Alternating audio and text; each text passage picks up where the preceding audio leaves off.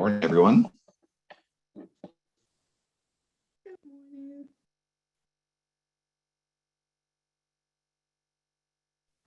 Good morning. Can you all hear me today? Okay. We'll get started in just a moment. We can hear you, just sound a little far away, Emily. I'm gonna go to my office anyway.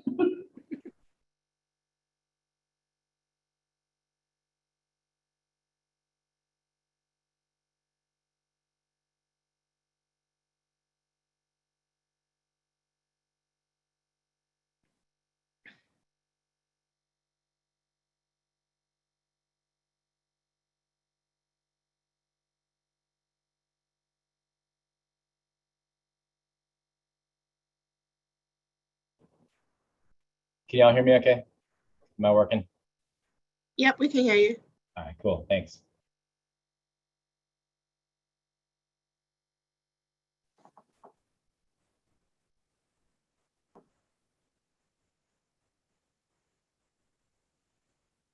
Is our camera not on? Mm, Where'd it go from the top?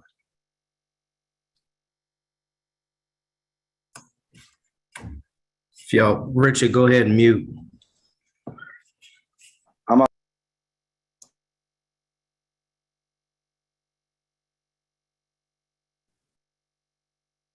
Okay, so we're gonna go ahead and get started.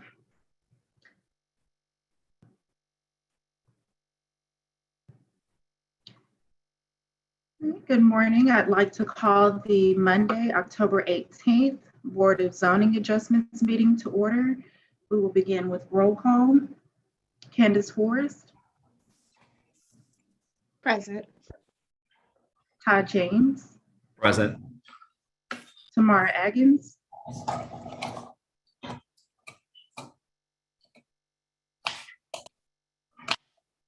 I believe I saw her. She's there. Tamara? Okay. Jose Alvarez is absent. Romero Diaz, Here. okay. Alfonso Gonzalez, Present. and Matt Rufo. Right. At this time, would the board make a motion to adopt the minutes from the August 16th meeting? So moved. Second. Okay. Been And moved would by the chair Commissioner. please- It's been moved by Commissioner James, second by Commissioner Gonzalez to adopt the minutes. I believe that's from our August meeting. Roll Yes. call vote, Todd James, Yes. Tamara Eggins, Yes. Ramiro Diaz, Yes. Alfonso Gonzalez, Yay. and Matthew Rufo, Yes. and Candace Forrest. Yes, 6 yeas, no nays, the motion carries. All right, and would the chair please read the special hearing rules for adoption? Sure. Special public hearing rules for Board of Zoning Adjustments hearings held via video conference. Order of business. The order of business at the hearing shall be as follows. Call to order and roll call with recording of members present. Approval of minutes. Reading and adoption of the hearing rules. Presentation of dockets, which include staff presentation, applicant presentation, and questions from members. Then recess for 30 minutes. Consideration of dockets, which includes public comment, rebuttal by applicant, questions from members, and voting, ending with adjournment. Presentation of dockets. The order of business for each docket shall be as follows. Presentation by the City Planning Commission staff or the Department of Safety and Permit staff. Presentation by the applicant or their representative. The appellant or applicant may appear on their behalf or be represented by a duly authorized agent. Only one representative may speak on behalf of a request and must pre-register with the staff of the City Planning Commission. Other representatives or speakers may sign up to provide comments during the public comment portion of the meeting. The applicant shall be allowed a maximum of 5 minutes. Questions from members. The members have an opportunity to ask questions of the staff or applicant. Recess. The board shall take a 30-minute recess to allow members of the public to submit comments. Public comment rules. Only written public comment will be allowed. Live public comment will not be allowed. No member of the public may submit more than one written comment per agenda item. Time allowed for public comment. The public comment form will be made available at the start of the meeting and will close at the end of the 30-minute recess. Form. Public comments must be submitted electronically on the form provided by the City Planning Commission. Any comment missing this information will not be read aloud. Each submission must contain the commenter's first and last name, the commenter's address, whether the commenter is being paid in connection with his or her comments, and the agenda item. Reading of public comments. A moderator will read into the record all comments pertaining to that item that have been submitted in accordance with these rules. Comments will be read aloud in a normal speaking voice. The moderator will discontinue reading a comment once it exceeds 2 minutes. Rebuttal by applicant. Following the public comment period, if there is opposition, the authorized representative of the application is allowed a rebuttal not to exceed 5 minutes. Questions from members. Following the public comment and rebuttal, the members have an opportunity to ask questions of the staff or applicant. Voting. Making a motion. The member making a motion shall clearly state their name when making a motion. For example, I, Candace Forrest, move to approve or deny the request. Seconding a motion. The member seconding a motion shall clearly state their name when seconding the motion. For example, I, Candace Forrest, second the motion made by the other member. Statement by chair. The chair will restate the motion, confirming who made and seconded the motion. Voting. The chair will request a verbal vote from each member by roll call. Each member will indicate yay to vote in support of the motion or nay to vote in opposition. This concludes the hearing rules. Would the board make a motion to adopt the special hearing rules? I type- So moved. And I, Todd James, second. It's been moved by Commissioner Eggins, second by Commissioner James. Roll call vote, Todd James, Yes. Tamar Eggins, Yes. Ramiro Diaz, Yes. Alfonso Gonzalez, Yay. Matthew Rufo, Yes. and Candace Forrest. Yes, 6 yeas, no nays, the motion carries. In accordance with the adopted hearing rules, the public comment form link is available on the city's Granicus website as well as nola.gov/CPC. It will be available until the end of the recess, after which public comments will be read into the record as a part of consideration of dockets. As reminder to applicants, action that the board takes today will be released in the form of a disposition notice by October 28th. And sent via email and mail to the applicants, as well as posted on the One Stop app. Requests that the board votes to approve must show compliance with any noted provisos before the case is finalized and granted final approval. We will now begin with unfinished business and variances that were deferred from the September 20th canceled meeting. The first item is BZA docket 055-21 for a property at 905 Moss Street. Libby Cram is signed up to speak on behalf of this application, and following the staff presentation, the applicant will have 5 minutes to present. Emily? Thank you. The next item is BZA docket 055-21 for a property located at 905 Moss Street. This request is for a variance from the provisions of Article 11, Section 11.3A1, Table 11-2A, to permit the construction of a two-family residence with excessive building height. The comprehensive zoning ordinance, which permits a two-family dwelling on the subject lot by right, sets a maximum allowable building height of 35 feet in the HURD1 district. The applicant is now proposing 36 feet and is seeking a waiver of 1 foot, which is reduced from the previous request. At its June 21st meeting, the board deferred this matter for 30 days at the applicant's request to allow them an opportunity to hold a voluntary neighborhood participation meeting to hear neighbor concerns, as well as to explore the feasibility of a further height reduction. At its July 19th meeting, the board deferred the request for 60 days at the applicant's request, as they had not yet been able to arrange a voluntary neighborhood meeting. The September 20th BZA meeting was canceled due to Hurricane Ida. In advance of the October meeting, the applicant provided staff with revised plans which show a building height of 36 feet, 1 foot in excess of the maximum allowable height. After review of the revised request, staff believes that the requested variance of Article 11, Section 11.3A1, Table 11-2A fails to meet 2 of the 9 criteria of the standards for variance of Article 4, Section 46F of the Comprehensive Zoning Ordinance, and that the property regulations will not result in a demonstrable hardship, and the change is exclusively for the convenience and profit of the owner. Therefore, the staff must recommend denial of the requested variance.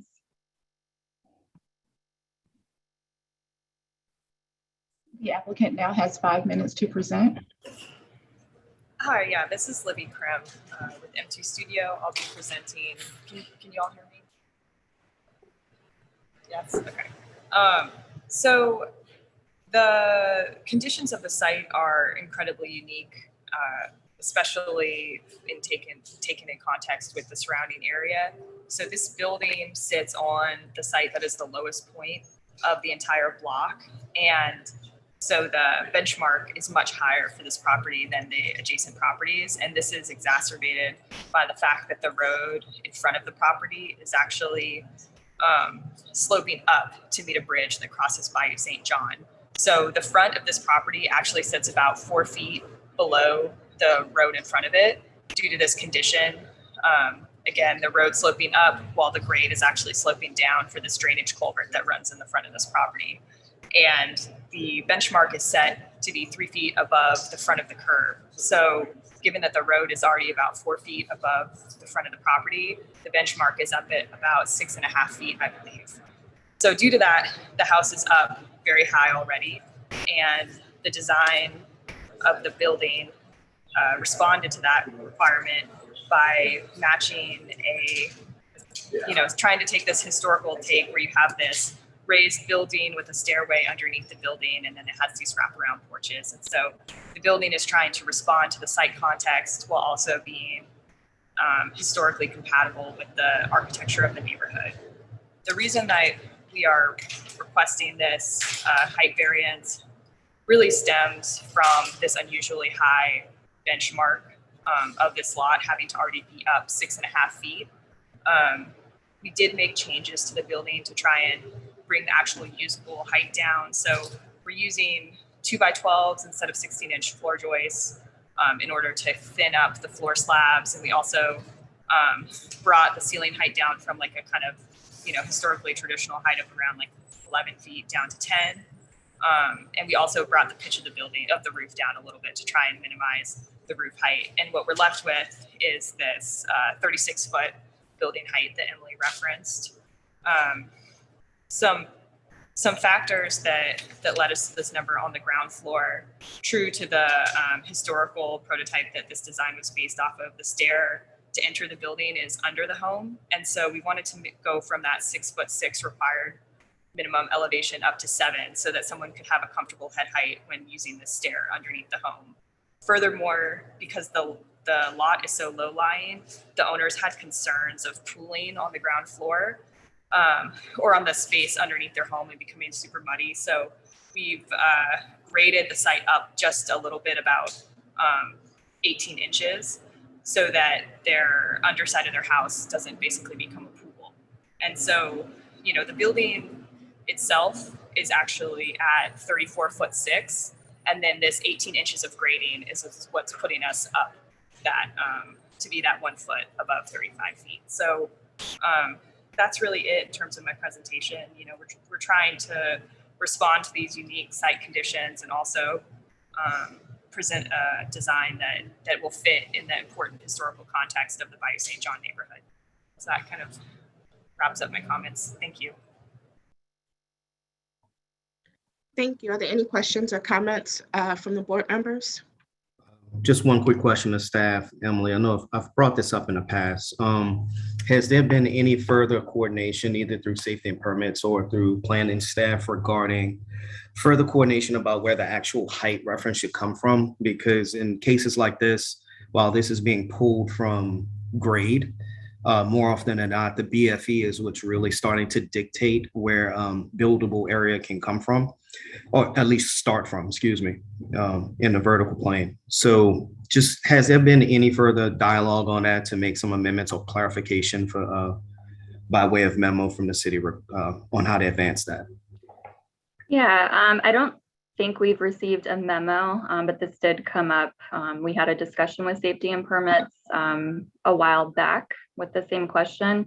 And my recollection is that base flood was not accounted for, or it wasn't considered as in the building height requirement. So it's just a flat from grade to the midpoint of the roof line requirement that doesn't consider whether BFE is required at 1 foot, 6 feet, whatever.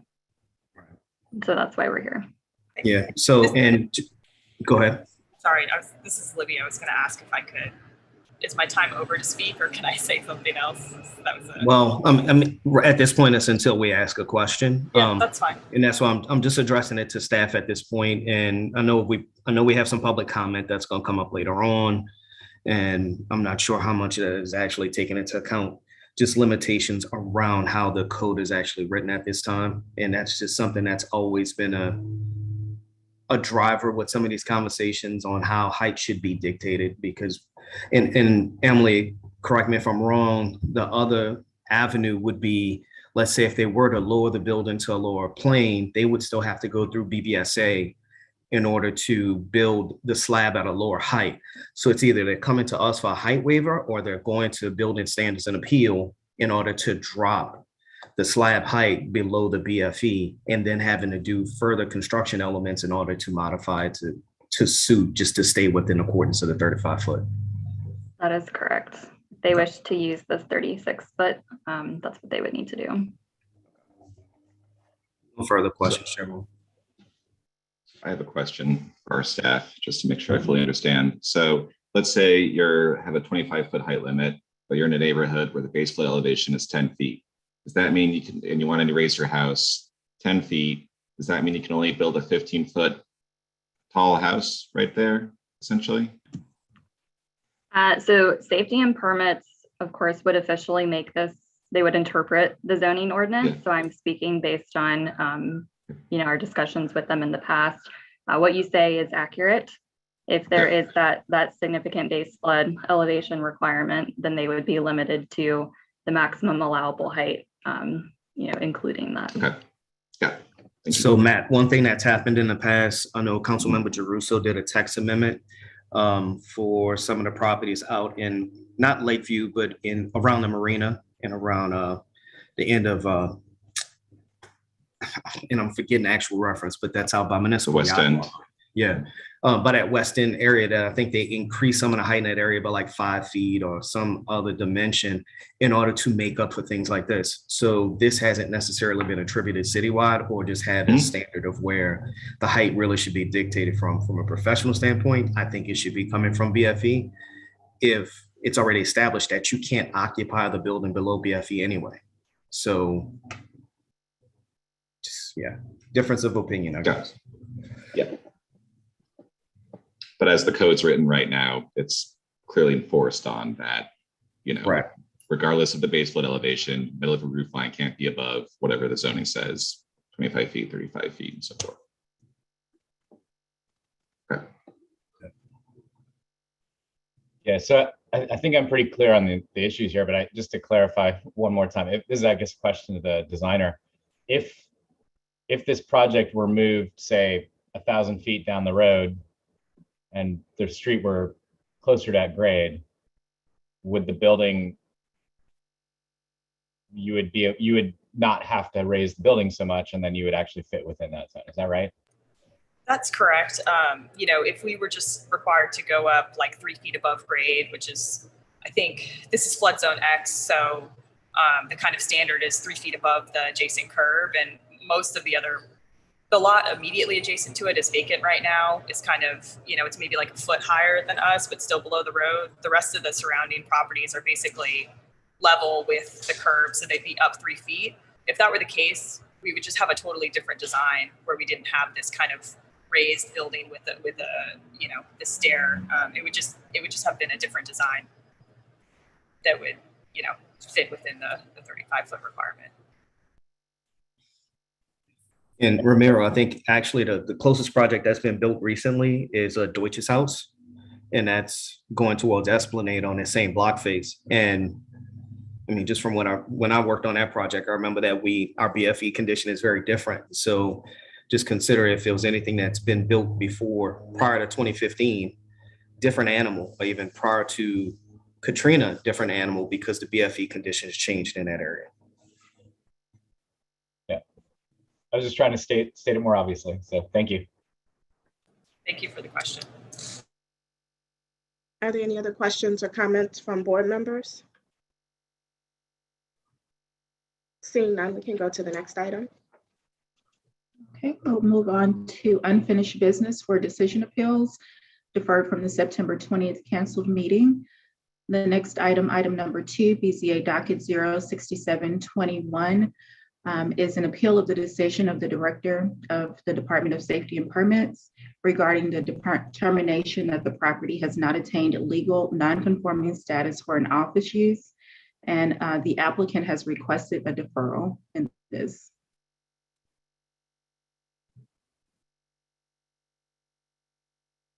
So we don't have a speaker available. So Safety and Permits, go ahead. Hello, can you hear me? Sorry, the sound's not coming through very good for me. Can you hear me all right?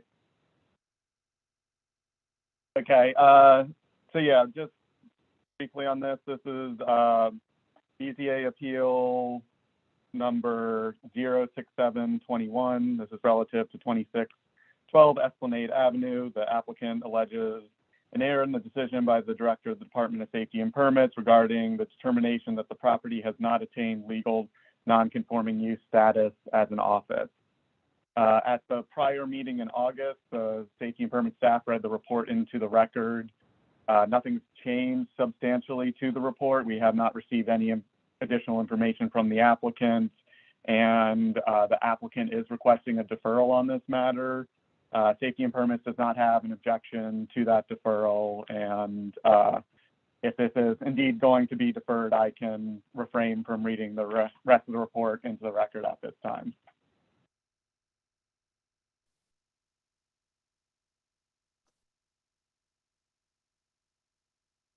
Thank you. I think given that we don't have a speaker, that's probably sufficient for now. Nick, are there any questions or comments from board members? Seeing none, we can go to the next item. Okay, we'll begin with the new business for variances that were deferred from the September 20th council meeting. The next item is BZA docket 06821 for a property at 403 Adams Street. Josh Weiner is signed up to speak on behalf of this application, and following the staff presentation, you'll have 5 minutes to present. Sabine. Good morning. BZA 6821 is a request for property at 403 Adams Street for variances from the provisions of Article 11, Section 11.3A1, Article 11, Section 11.3A2, and Article 22, Section 22.8C4 of the Comprehensive Zoning Ordinance to permit the construction of a single-family residence with excessive front yard setback and insufficient parking pad depth. The maximum permitted front yard setback or front yard built to line for this property is 3 feet. The applicant is proposing a 10 feet setback requiring a waiver of 7 feet. And the required off-street parking pad depth is 18 feet. The applicant is proposing 16.88 feet, necessitating a waiver of 1.12 feet. The requested variances of front yard setback and front yard built to line, which are essentially the same thing, meet all of the criteria of the standards for variances of Article 4, Section 46F of the CZO. Therefore, staff recommends approval of the requested variances subject to 3 provisos. However, the requested variance of the off-street parking dimensions requirement fails to meet 6 of the 9 criteria, in that there are no special circumstances which are peculiar to the land. Literal interpretation of the ordinance will not deprive the applicant of rights commonly enjoyed by other properties in the district. The special circumstances were caused by the applicant. The variance will confer on the applicant's special privileges. The property regulations will not result in a demonstrable hardship, and the change is exclusively for the convenience and profit of the owner. Therefore, staff recommends denial of the requested variance.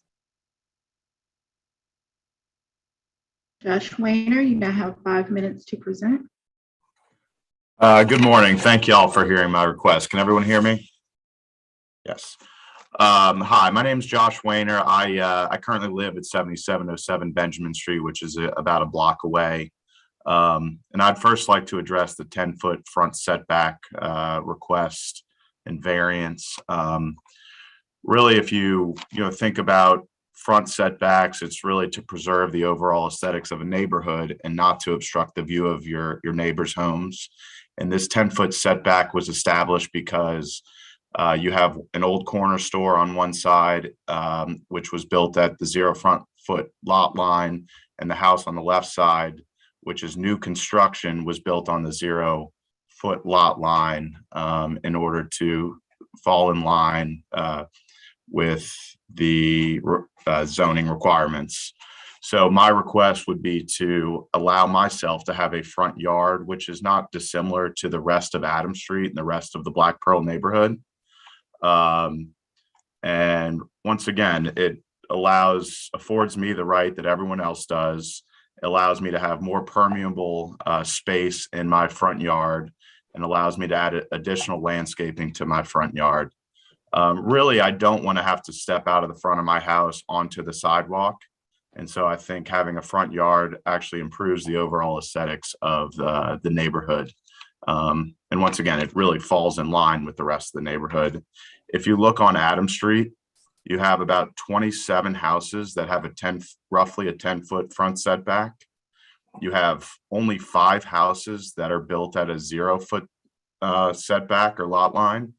And then you have roughly 4 houses that are built with a 5-foot setback. So the majority of houses on Adams Street actually are built with roughly a 10-foot setback in build-to line.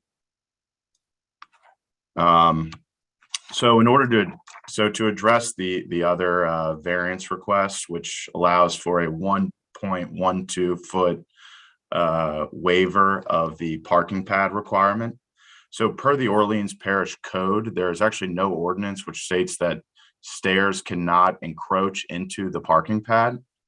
So I built my house, which is about a block away from here, about 3 years ago. And it was actually approved with the stairs encroaching into the parking pad at 36 inches. My request is for the stairs to actually encroach into the parking pad by 30 inches. And can I share my screen? No, you can't.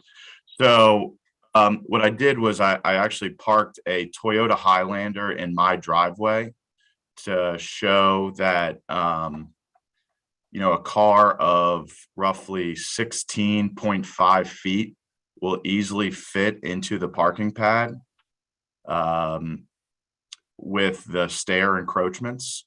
So with my request of a 16.88 foot parking pad, you could easily fit a standard SUV into that parking space. So without being able to share my screen, it's hard for you guys to see that, but it does allow for about 3 or 4 inches of space between the front porch of the house and the car, which allows for the car to take up the entire parking pad without coming into the front yard at all. So I appreciate y'all's consideration on both variance requests. Thank you. And any questions from board members? I know that we see this type of scenario quite a bit, and it's been occurring a lot more often in the past couple of years. And excuse the noise in the background. Just something that to be aware of. I don't think you'll ever really see where the code is going to dictate that a stair can encroach into a parking pad, because that would actually create an issue for a wheel stop or anything else to that effect in order for the parking stall to be compliant. Also, a big part of what's in this plan, while the setback condition isn't really the issue, just the insufficient parking lot depth, still is being created by how the plan is set up.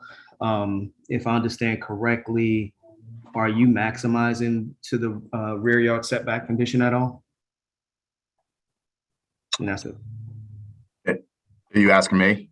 Well, actually, let me just address it more to staff because Yeah, I can answer that. Yeah, I think as proposed, the rear yard setback meets the requirement, but couldn't be, I think it's 15 feet essentially, which is what's required, the minimum required.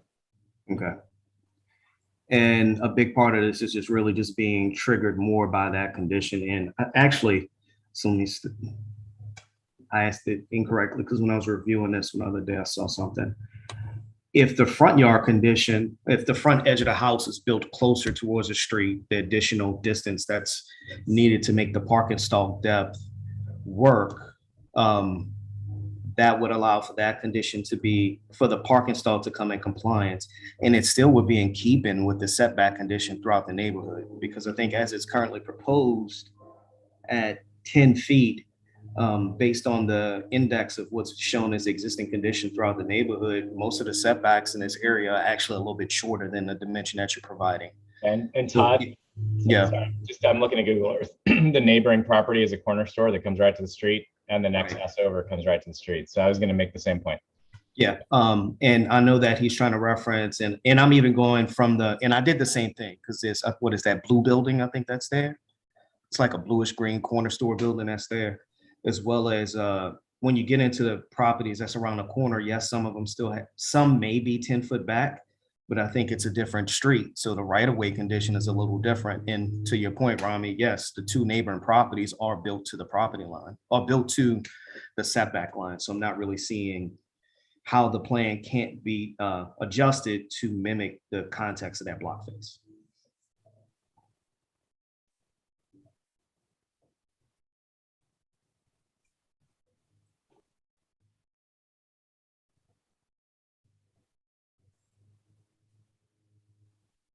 Is that the end of your comments, Mr. James? Yeah, because I'm not going to get on the spec conversation. I've done that too much in the past with these plans that come in.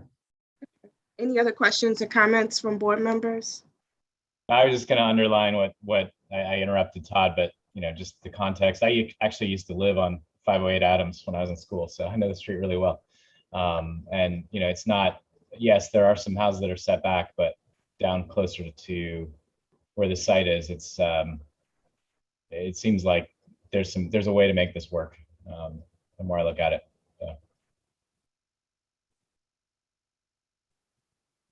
So. The porch could be deeper. I mean, there's a bunch of things that fall actually more to the benefit of the applicant that could help address some of the waiver requirements. So I'm not really seeing. It makes it hard to adjust based on this because so I will make my spec comment. Usually when I see a spec plan come through, I understand it's listed by your name.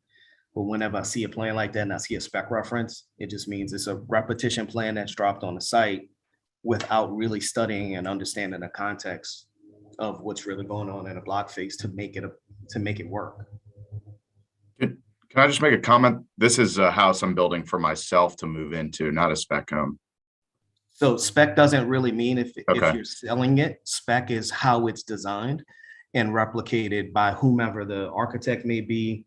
However, whenever I see spec, I hear spec home, which just means repeated.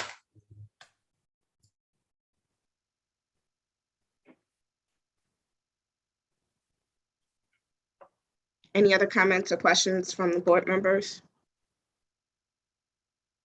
Seeing none, we can go to the next item. Next item is BZA docket 06921 for a property at 1515 Poydras Street. Richard Cortez is signed up to speak on behalf of this application, and following the staff presentation, the applicant will have 5 minutes to present. Valerie? Thank you. BZA docket 6921 is a request from East Kelly LLC and Richard Cortez from the provisions of Article 17, Section 17.4.b of the Comprehensive Zoning Ordinance to permit the conversion of an office tower to a mixed-use development with above the ground floor dwellings with insufficient open space per dwelling unit. The site is located on Square 365 in the CBD4 Exposition District and the multimodal pedestrian corridor, bounded by Porter Street, LaSalle Street, Perdido Street, and Ferret Street. The municipal address is 1515 Porter Street. The applicant is requesting to provide 32,613 square feet of open space, which is below the required 51,600 square feet and necessitates a waiver of 18,987 square feet. The staff finds that the proposal does meet the 9 criteria of the standards for variance of Article 4, Section 4.6 of the Comprehensive Zoning Ordinance. And this is because the applicant proposes to renovate the site to include residential uses, which include short-term rentals, apartments, and condos, as well as maintain existing retail uses and add additional ones, and amenities, which include a gym and a rooftop pool.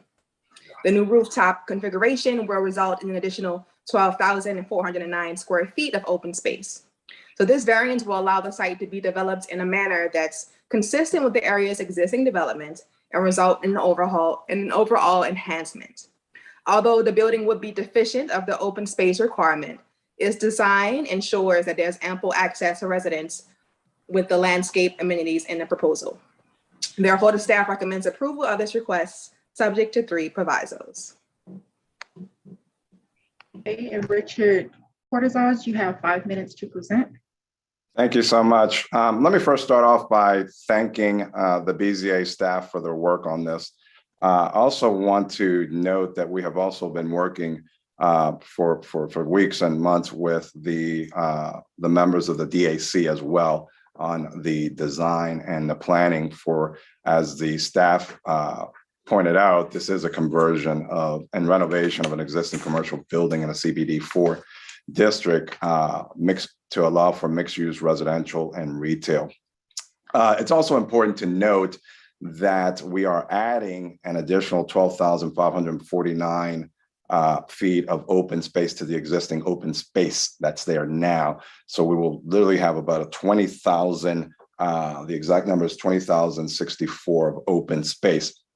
However, in a CBD4, under Article 17, we are still deficient, as staff has pointed out. So we are requesting a variance. It's important to note that we are not changing or expanding the envelope of the building. There is ample open space in addition to what we are adding. But the deficiency is a little bit higher than I think had been calculated. We had initially counted some colonnade area, and I believe that there was a report from Safety and Permits that came back that said that area, while it's a public area that does provide access to the building, technically is not to be counted. So unfortunately, the deficiency that we're requesting is a little bit higher, but it's still consistent and not out of character CBD4 and adjoining zoning district. The specific calculation on the deficiency is 31,536. So with that, I will close. But this is kind of an iconic renovation. Again, it's going to provide a lot of needed residential, retail, mixed use, and it's a renovation and improvement of an enhancement to that area. So with that, thank you. Thank you, Mr. Cortizas. Any questions or comments from board members? Seeing none, we can go to the next item. I do have one question. Oh, sorry. Go ahead. So I was giving other people a chance. So since we're talking about open space, I was just curious about, and I know this is now under safety and permits, but the stormwater requirements for this property, does that come up at all in this review, or how are we addressing that? Maybe the applicant can say what they're doing for stormwater. This is an area that we're looking at a lot with the city about, how do we mitigate the flooding that is pretty extreme in that area? And these tall buildings have a lot of runoff. So I'm just curious if there's anything being done to mitigate that.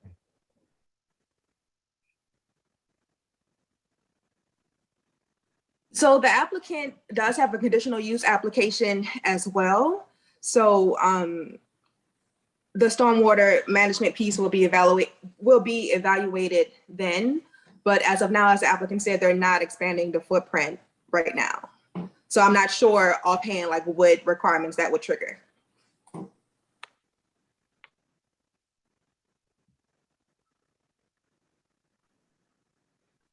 I think that ties back to the building code as opposed to zoning requirements. So I think it would fall under a different review point.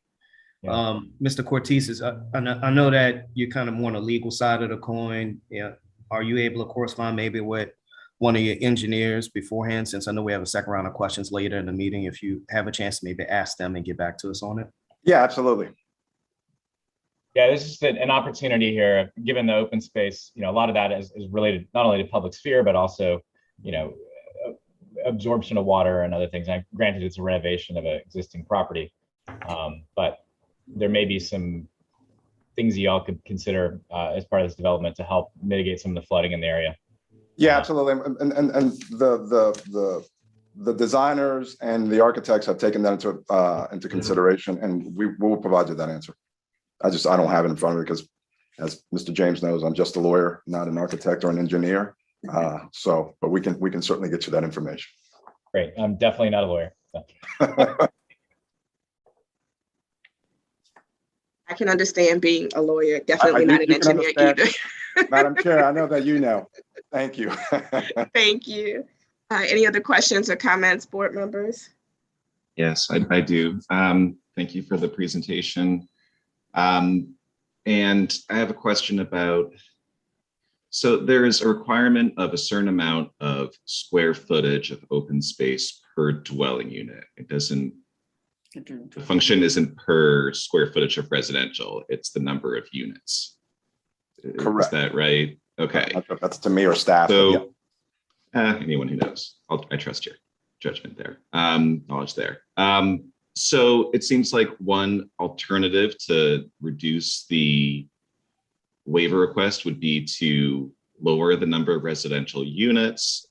Is that an option? Are we talking about a lot of studios in 1 bedrooms that could be 2 bedrooms or 3 bedrooms that lower the total number of residential units, but increase the average size of those units, thus lowering the required amount of open space? Curious if that is an option that the team has explored.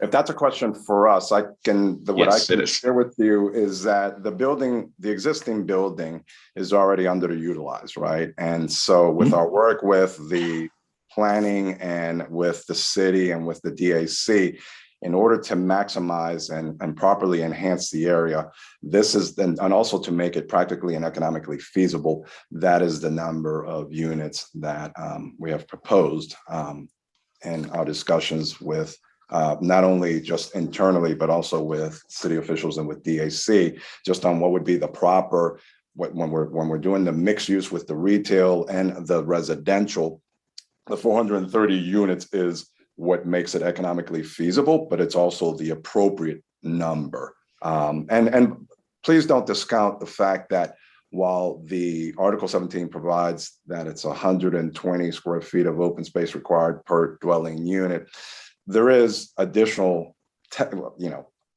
while it's not technically counted, there is sufficient, and I think as staff has pointed out, there is sufficient open space that the residents and users of the building will be able to take advantage of, just like all of the other, consistently, the other developments in the area. There is the Duncan Plaza, although we're not counting Duncan Plaza. There is the area under the colonnade. There is additional areas. So frankly, while in a perfect world, we could probably hit or would want to hit the open space requirement, given the design of the building and without demolishing parts of the building, frankly, this is kind of the best way to address it.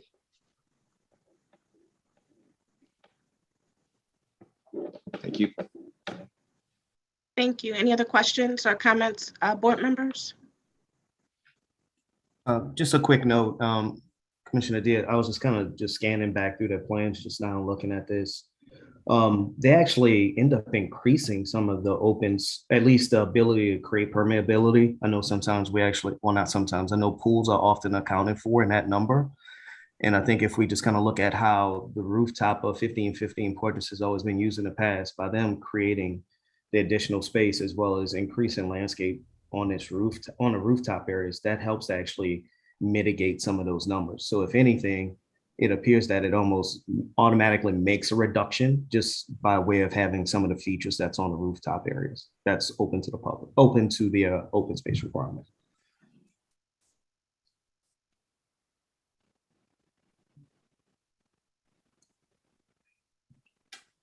Thank you. Any other questions or comments, board members? Seeing none, we can go to the next item.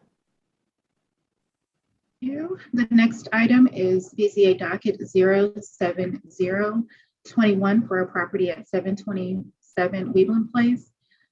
And we're a little bit confused on who's going to be speaking, but I will say that only one speaker will be permitted to speak.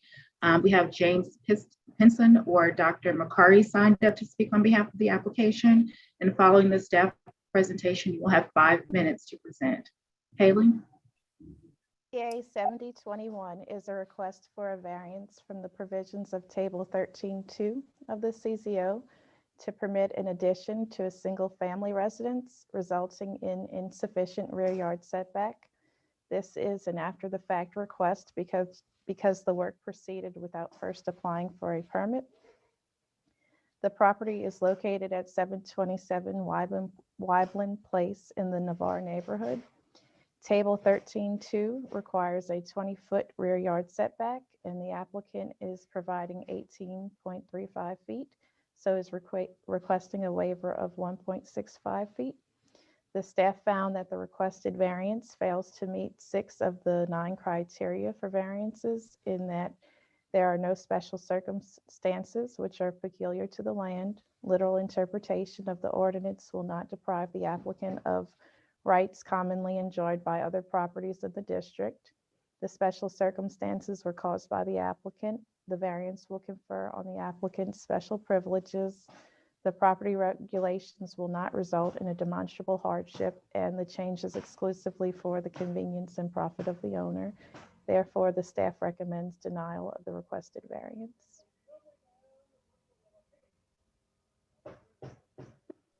Okay, the speaker now has 5 minutes to present. This is James Pinson. Thank you for taking a few moments for me here.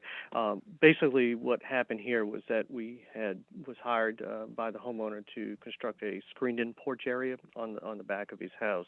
At some point toward the end of the readiness of the project, the customer had decided to change it over to a glass enclosure instead of a screen enclosure.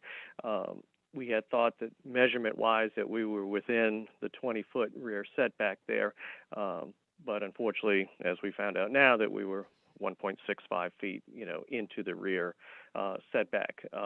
This is a sunroom. It's not, adding a bedroom or any regular living space to the house. It's just purely for recreational use only. Other than that, I wish I had more I could say in the matter there, but like I said, we we did unfortunately, extend into the rear setback, less than 2 feet into the rear setback. I'll take any questions that anybody might have.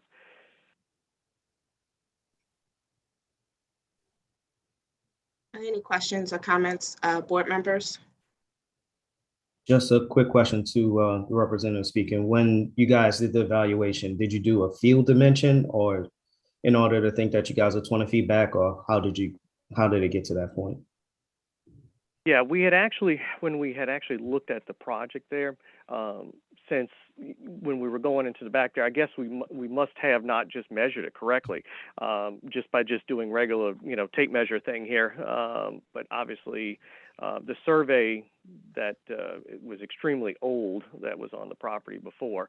So like I said, we did update, we did have the homeowner actually had someone come out and survey the lot again.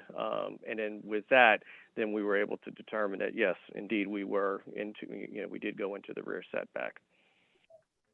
Okay. My question, I don't know if it's the staff or the applicant, but was the roof already existing and this was an infill of a existing roof? That's a good question.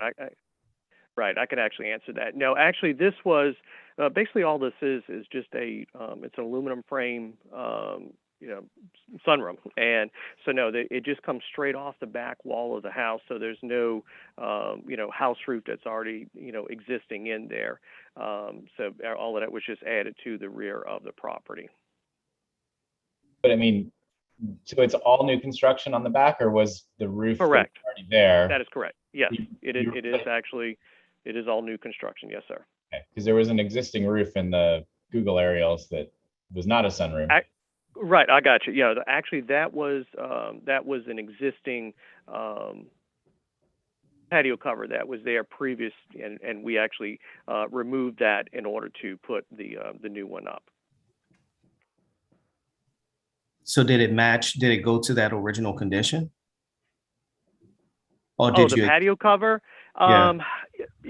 I think it probably would have. Yes, it would have. Yes. So you only did the frame above. Did you pour a new foundation in order to do the work that was here? There was an existing one. We did add a couple of feet to the existing slab that was already there. That's what I was getting at. So it was extended past. So if it was within the footprint of the old roof, if you were just infilling an existing condition, that would be a different, maybe. But I think since new foundations were laid, it was demoed, it seems like this is all new construction then. That is correct. That is correct.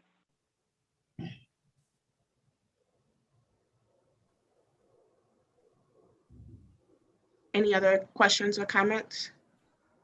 I'll just say at least he's being honest about it.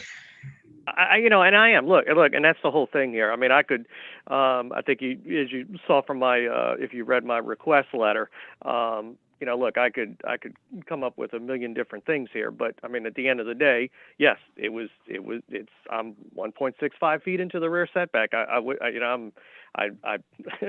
one of those beg for mercy things. I'm sorry I'm having to do that, but it is, I can't change, that yes, we did go into the rear setback when we shouldn't have. I'm just being honest. So.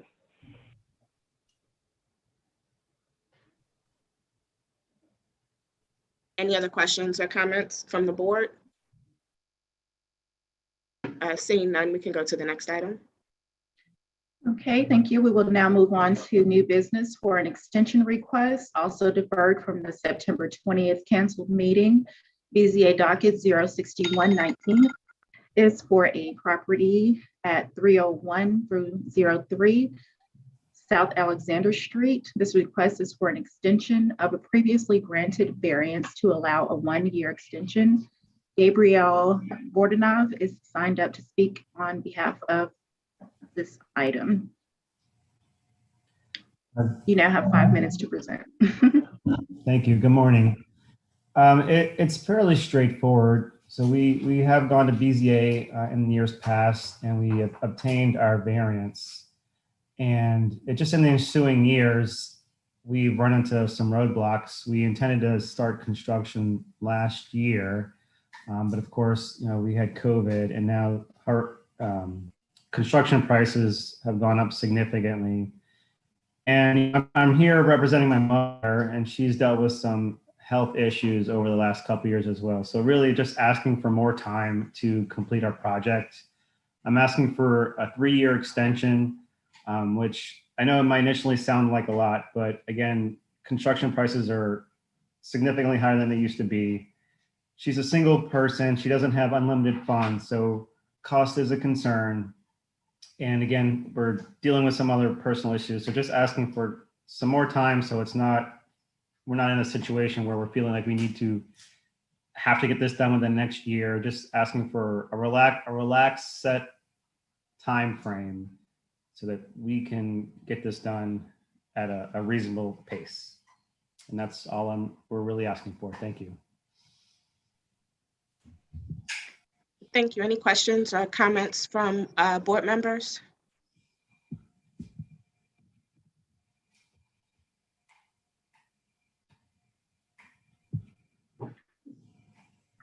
Sorry, seeing none, we can go to the next item. Thank you. All right, we will now begin with new business for variances. The next item is BZA docket 07121 for a property at 129 Robert E. Lee Boulevard. Charles Cibernacle is signed up to speak on behalf of this application, and following the staff presentation, the applicant will have 5 minutes to present. Joseph? All right, good morning, everyone.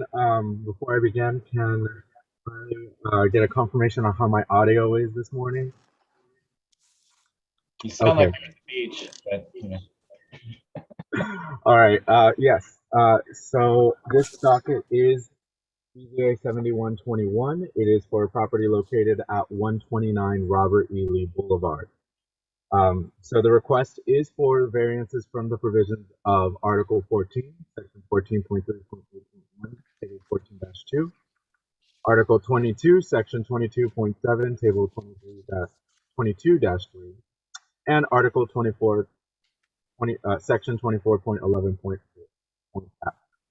of the Comprehensive Zoning Ordinance in conjunction with Subdivision Docket 8221 to permit the construction of a mixed-use commercial development, a standard restaurant and office, with insufficient lot area, insufficient lot depth, insufficient permeable open space, insufficient front yard setbacks, insufficient interior side yard setbacks, insufficient aggregate of side yards, insufficient rear yard setback, insufficient off-street loading space, and excessive wall signage. All right, so in accordance with these aforementioned CSZO citations, the minimum lot area for non-residential uses in this district is 20,000 square feet. Minimum lot width for non-residential uses is 100 feet. The minimum permeable open space for non-residential uses is 20%, which for this petition lot size of 11,250 square feet is 2,250 square feet. The required front yard setback is 20 feet. The required interior yard setback for non-residential uses is 10 feet. Required rear yard setback for non-residential uses is 20 feet. Minimum aggregate of side yards for non-residential uses is 20% of the lot width, which for the petition lot of 75 feet is 15 feet.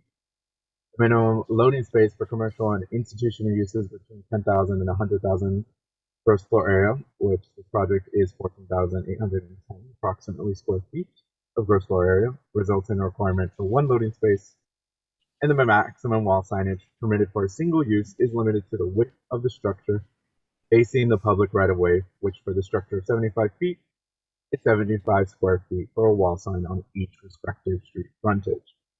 So, the applicant is proposing to construct the multi-use commercial structure on a lot constituting 11,250 square feet, 75-foot lot width, 0 square feet of permeable open space.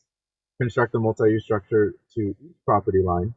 It's not designed to have a loading space, and propose to have wall signage of 150 square feet. These enumerated conditions are resultingly deficient by 8,750 square feet of lot area, 20 feet of lot width, 2,250 square feet of permeable open space, 20 feet per front yard, 10 feet for each interior side yard, 20 feet for rear yard, 15 feet for the aggregate of the interior side yard, insufficient by one loading space, and excessive wall signage of 75 square feet. Now, based on this staff report, the requested variance of Article 14, Section 14, Table 14-2, permeable open space, fails to meet 2 of the 9 criteria. The requested variance of Article 14, Table 14-2, rear yard setback, fails to meet 1 of the 9 criterion. And the requested variance of Article 24, Section 24.11F, wall sign, fails to meet 4 of the 9 criteria of the standards for variance of Article 4, Section 4.6.F of the CZO, in that For permeable open space, granting the variance will alter the essential character of the locality. The variance will be detrimental to public welfare. And for rear yard setback, the special circumstances were caused by the applicant. And for wall signage, little interpretation of the ordinance will not deprive applicant of rights commonly enjoyed by other projects in the district. The special circumstances were caused by the applicant. Property regulations will not result in a demonstrable hardship. And the change is exclusively related to the profit of the owner. Therefore, staff recommends denial of the requested variances for permeable open space, rear yard setback, and wall sign.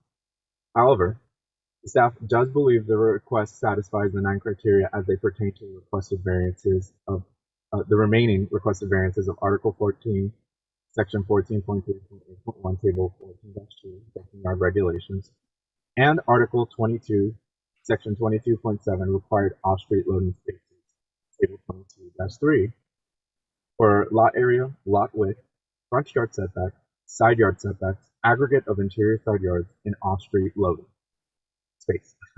Therefore, the staff recommends approval of the requested variances subject to 8 provisos. The 2 corrections the staff wants to make at this time is that the requested and the first page of the staff report do not include the citations for Section 22.7 and Article 24.11F for insufficient loading space and excessive wall signage. These variances were discovered after the applicant submitted the application for Department of Safety interview and thus reviewed within the scope of staff analysis in this report. And on page 2, the approval is conditioned for 7 provisos, but this is a typo. Approval, as mentioned previously, is conditioned for 8 provisos. Staff is, of course, happy to answer any further questions or clarification as needed for this report. The applicant now has 5 minutes to present.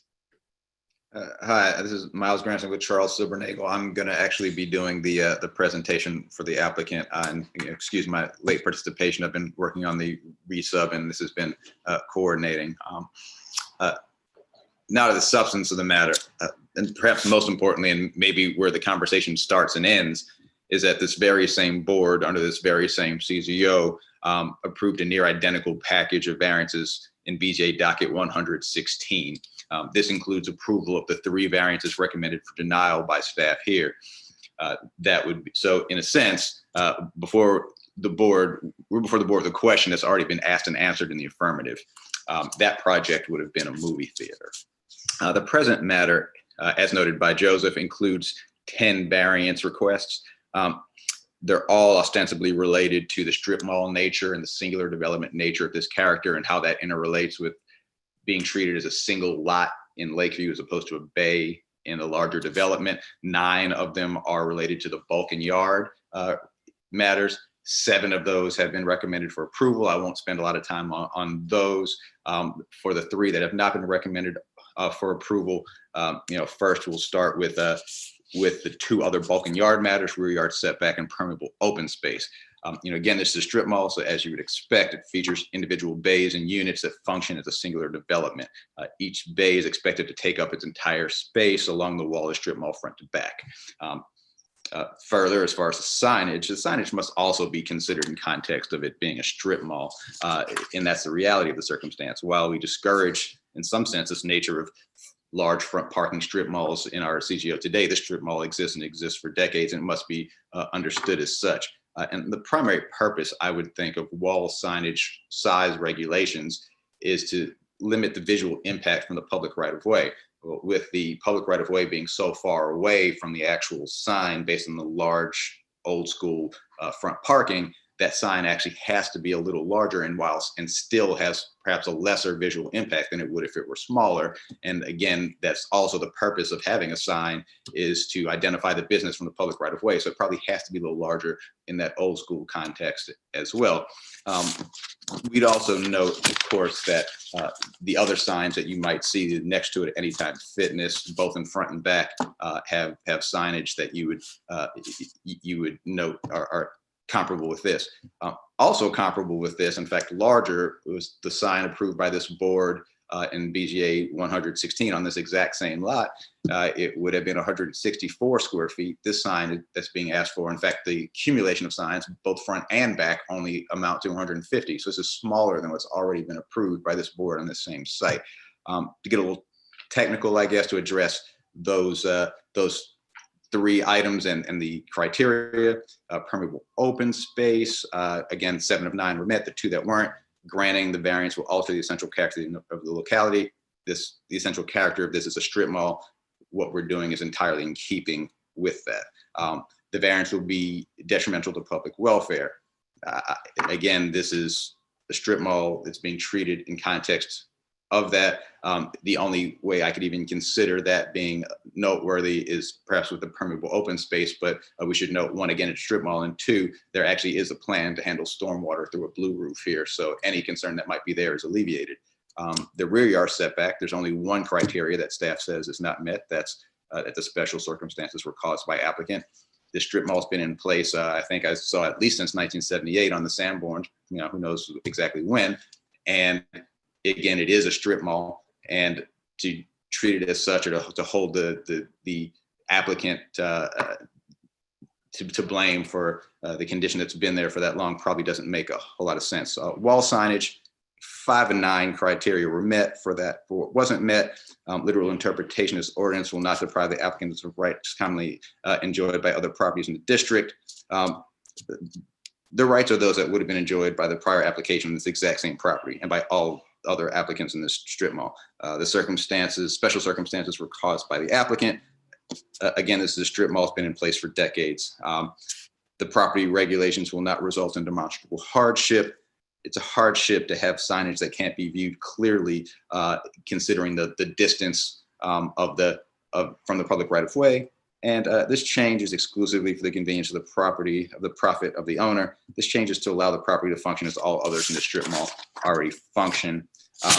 Another note is there's actually going to be 2 separate businesses, the restaurant and the storefront in the front, and in the back will be the main offices for Fat Boys Pizza. And based on that, they probably should be treated separately in terms of, and not accumulated in terms of signage. And with that, I think we'll leave it unless there's any questions.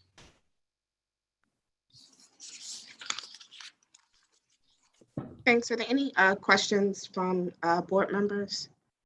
I just wanted to clarify real quickly from staff, because I don't know if I was mishearing the end of your report. And I just wanted to make sure that you were mentioning that there were a couple of variances that were discovered after the fact, but were they still incorporated in the list of variances that were requested? And were they addressed in your report?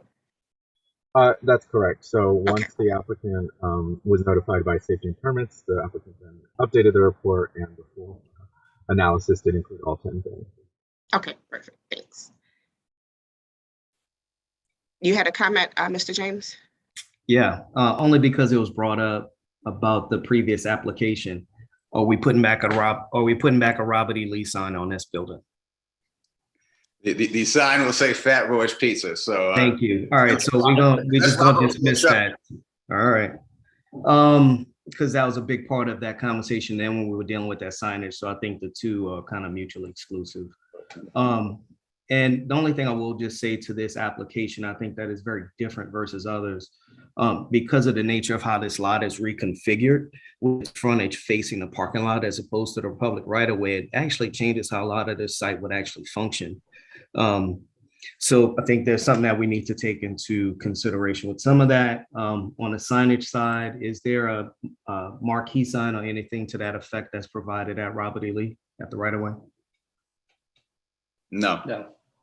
Okay, so you're providing a sign that's making up for that because there's no signage that's actually at the street. Correct. Okay.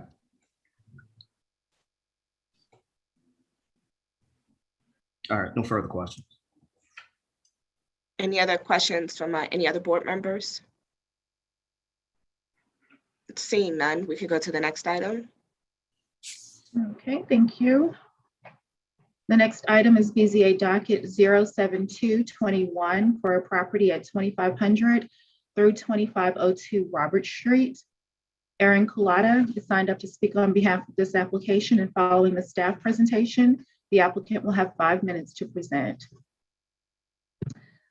The Department of Safety and Permits, as a part of its zoning review, that the subject proposal is not compliant with Article 21, Section 21.6T1 of the Comprehensive Zoning Ordinance, which prohibits ground-based mechanical equipment to be located in the front or corner side yard. The applicant is seeking a variance to permit ground-based mechanical equipment that is located in the front yard. The requested variance fails to meet 7 of the 9 criteria of the standards of variance for Article 4, Section 4.6F of the Comprehensive Zoning Ordinance, and that there are no special circumstances which are peculiar to the land. Literal interpretation of the ordinance will not deprive the applicant of rights commonly enjoyed by other parties in the district. The special circumstances were caused by the applicant. The variance will confer on the applicant's special privileges. Granting the variance will alter the essential character of the locality. The property regulations will not result in a demonstrable hardship, and the change is exclusively for the convenience and profit of the owner. Therefore, the staff recommends denial of the recommended variances. Of the requested variances, I'm sorry. And Aaron Culata, you now have 5 minutes to present. Thank you. Good morning. Thanks for the chance to speak today. I'll try to keep my comments brief. Even prior to our recent storm, the frequency and durations of power outages that we face is pretty well documented, I think. So that's why back in June of this year, my wife and I decided it was worth the significant investment to try to secure a natural gas powered generator in order to ensure the safety and stability of our home and for ourselves and for our 2 young children. We'd like to stay in this home long term, and we feel that this equipment would provide us with significant peace of mind given the uncertainty with the power situation. As for the placement, we engaged 3 different contractors, and due to the many constraints with distances to doors, windows, we have a pool in our backyard, property lines and the like. The only location we were able to identify was at the southeast corner in the front of our home. Of course, this wouldn't have been our first choice for obvious reasons. But as we looked around to see how others have tried to deal with this, we identified a home 3 blocks from us that has a very similar placement of their generator and with a wooden fence and hedges obscuring the visibility of the equipment. We included this example not to argue that 2 wrongs make a right, but just to show that there's a reasonable compromise that can be aesthetically appealing. We can imagine a similar solution here using a fence and landscaping to screen the equipment. We'd also note that the front of our home already has an iron gate which partially screens that area. And if the jasmine would just grow a little faster, we would have additional screening for that part of the yard. So to conclude, we love our neighborhood and we love our neighbors, and we don't want to be an eyesore, of course. And we'd be more than happy to work with the board and its staff to find a workable, affordable solution to this issue. Thank you.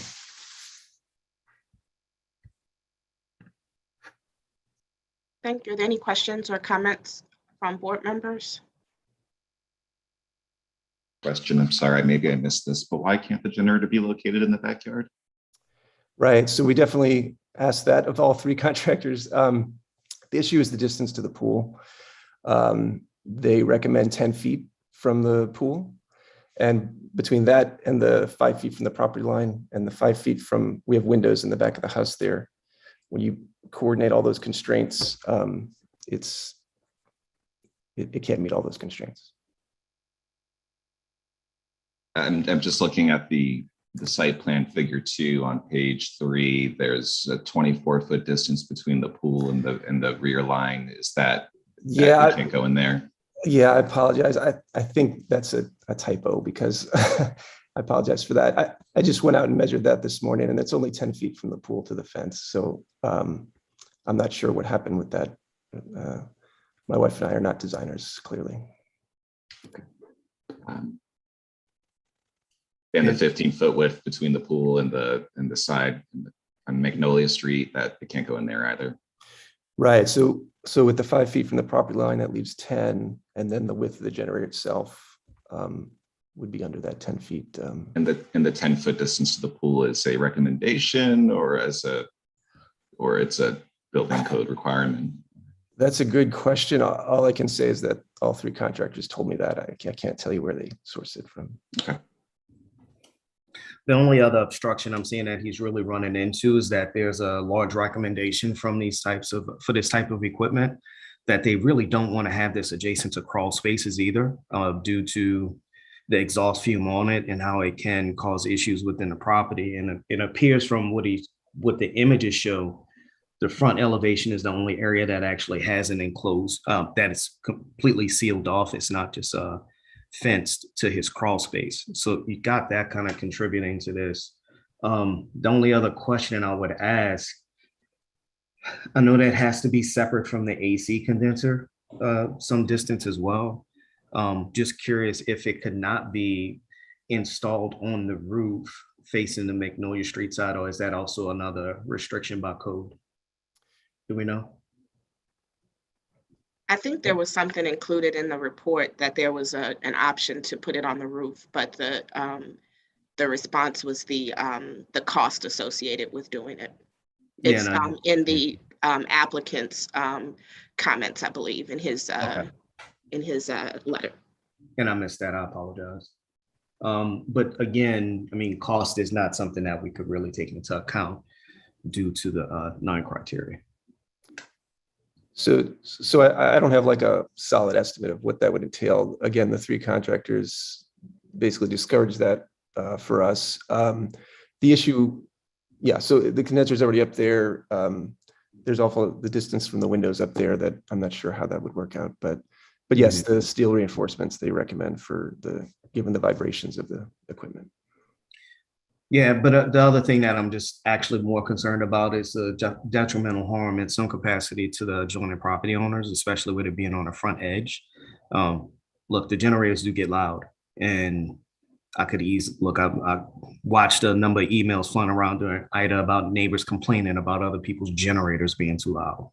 And I'm not saying that's something. Look, I mean, it's whatever for whatever that's worth. Just trying to figure out how to better mitigate it, but again, you would actually be in a better capacity to protect your equipment if it was actually on a roof, because I think no matter what, even if you were to do this in a proposed location, that piece of equipment actually needs to be installed at the BFE height, which would make it a lot taller than what's actually being identified on the plan. So just something to consider, that you really should evaluate the ability to still install it at the roof in some capacity, with the consideration of those 2 items.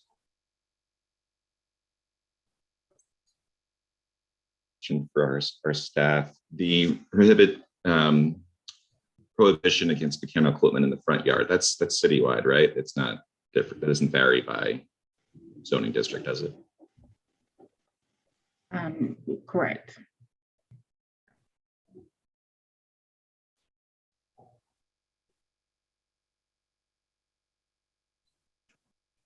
You could easily trigger a precedent getting into that matter. And I think the case that he's using, the adjoining property, in that particular case, if you look at what's on the pictures, their piece of equipment is right beyond the front edge of the structure, as opposed to in front of the building. Yeah, I've just noticed generators installed in people's front yards around town, and I'm not sure how they were permitted. But I do think in this, right. I guess yeah, that's what I was going to say. I don't know if we can say that they were legally installed at this point. I mean, it does seem like, you know, in 2021, we ought to be looking at ways to make it easier for people to find self-generating sources of power on their property. But it does seem also like in the current policy and law that there are alternatives to explore in this case. But I don't know if the planning staff or commission or director or anyone on council is looking at this issue, but it seems like an idea that ought to potentially have some legs to consider. Are there appropriate screening measurements that can be put in place for those instances where really the front yard is one of the few or if only good options for people? But that's beyond the scope of this discussion today, certainly.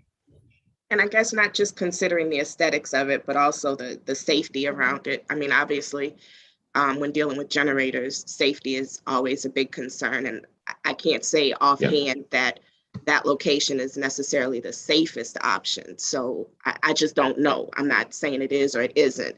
And so obviously, I think that may come into consideration with some of the regulations as well, just ensuring not just the safety of that property owner, but given the close proximity of neighbors, you know, considering their safety as well. Sorry, if I could just comment on that. So one advantage of the proposed location is there's no windows directly above that. So the closest window is way up high there. And then as far as neighbors, so again, it is a corner lot, obviously, and that is the corner farthest from all the neighboring properties. And that may be the case for your particular location, but as Commissioner James pointed out, once you go down that road or open that door, it leads to a precedent for others that may not be so similarly situated. And not to say that a decision has been made one way or the other at this point, but in making a decision to grant such a waiver creates a precedent for others to seek the same request based on this decision. So all of that has to kind of be taken into consideration as well.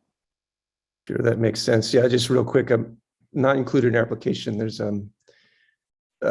so there's another property I can share that has that received the permits, but there was no variance request where it's in the corner lot and perfectly observable from every angle. So I just have a question. Todd made me think of this. The height of the generator as rendered, that can't be right. Is it required to be 3 feet above the street or at your first floor level? What is your flood elevation here? We're -1. But what is what set the first floor level of the house? Is this new construction, the house, or is it a? It was renovated, and it was actually elevated after Katrina. Right. Yeah. So was it elevated to the FEMA base flood elevation, or was it elevated per code? I'm not sure why. It seems pretty high. And so the concern I have is if the generator needs to go in at whatever the required elevation is, it's going to be up at your porch level, right, bottom of it. So it's a pretty substantial. And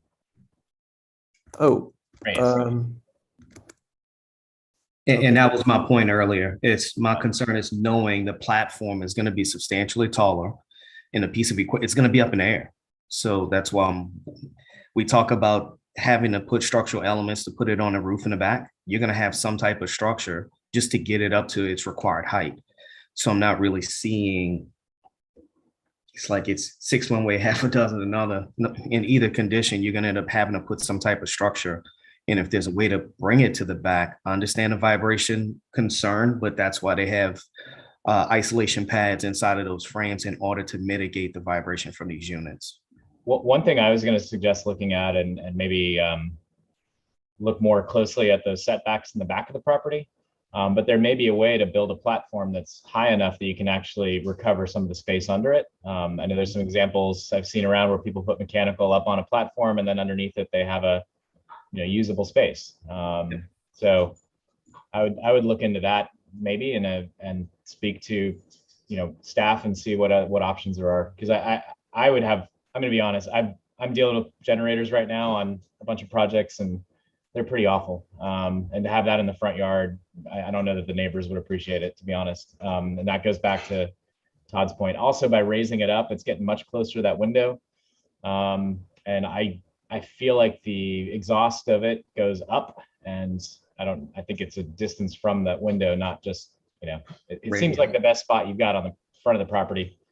But I would still be concerned about those fumes. I'm not speaking as an expert, but we've been dealing a lot with generators on public projects and how much space they need around them for venting.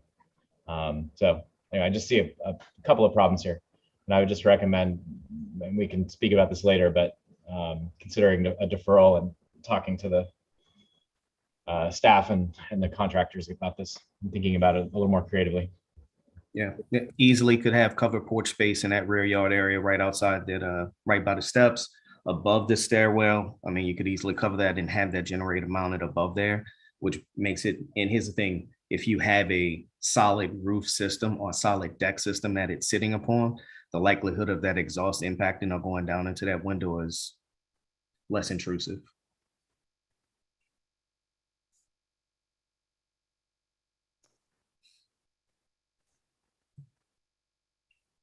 Any other questions or comments from board members?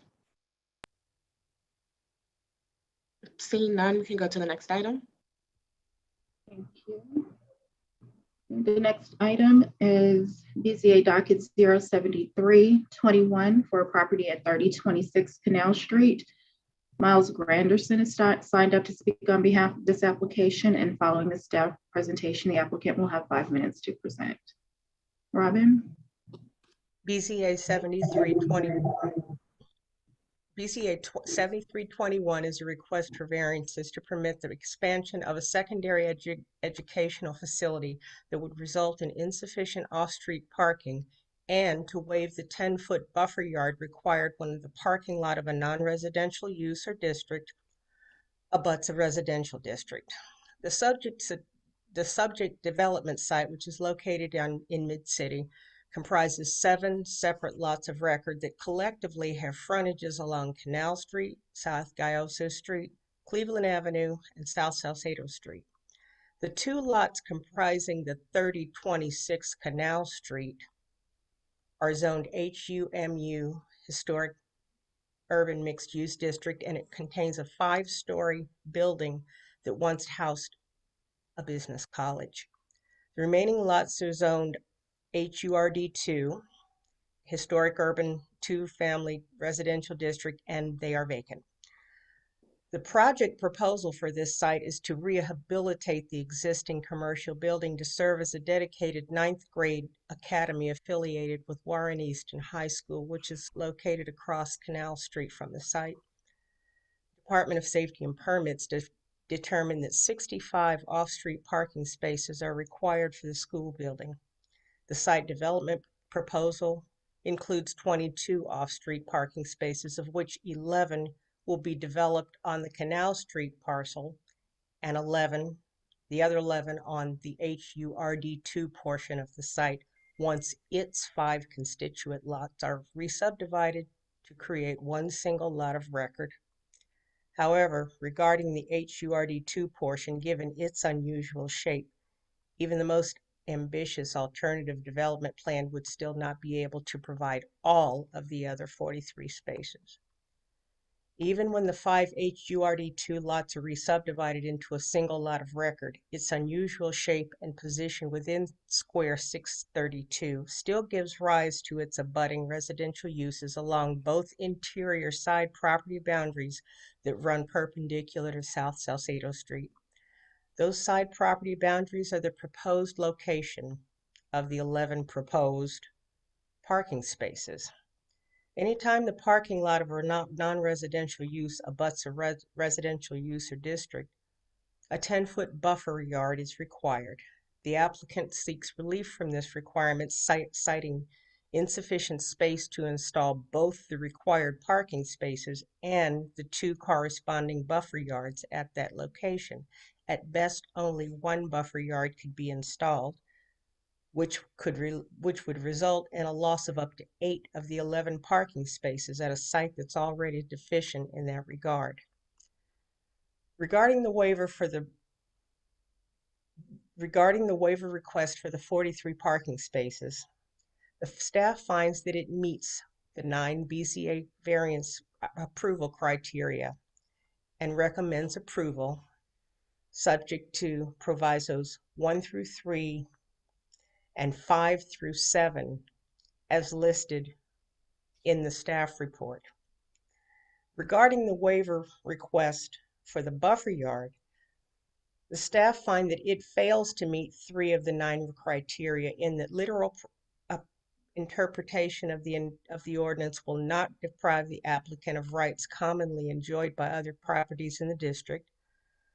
The variance will confer on the applicant special privileges, and the property regulations will not result in a demonstrable hardship, and therefore the staff must recommend denial. However, in the event that the board is inclined to grant the buffer yard waiver, the staff recommends that it be subject to proviso number 4 as listed in the staff report.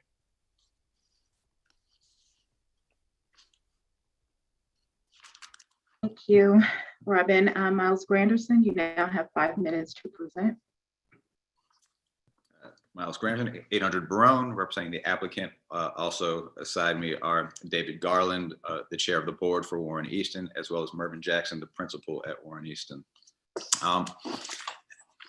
So first, the underlying use, as Robin noted, secondary education is permitted use at the 3026-3030 Canal Street building site, which will be the site of a new 9th grade academy for Warren Easton.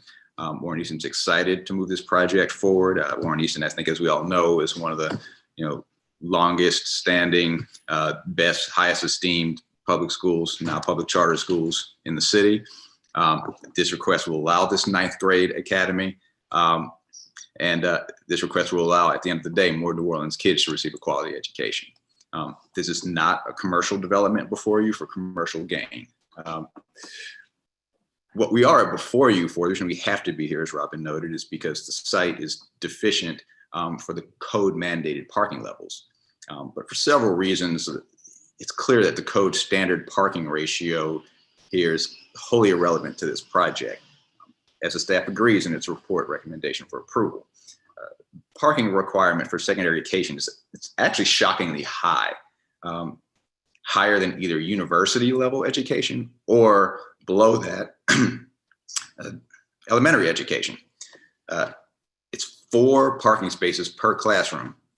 First, Warren Easton kids already, as is presently, very few of them drive to school. Second, the school is on Canal Street, immediately adjacent from RTA headquarters, with frequent bus and streetcar transit, perhaps the best transit line in the city.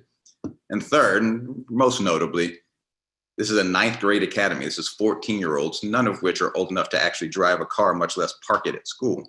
So for that reason, it's a special circumstance that makes the parking requirement wholly inapplicable. Now, as to the other variance requests, which staff found met 6 of the 9 criteria, which is that we'll need a variance of the 10-foot parking buffer.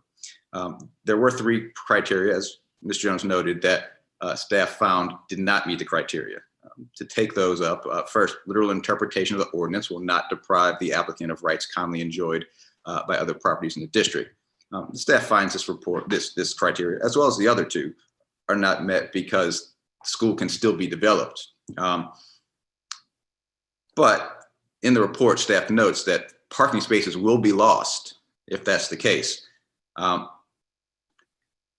And that will have an impact on the community. That will make the school a lesser school. And we should note also that the original variance request that we put in was for a waiver of 59 spaces. That was not presuming any parking in the rear lots.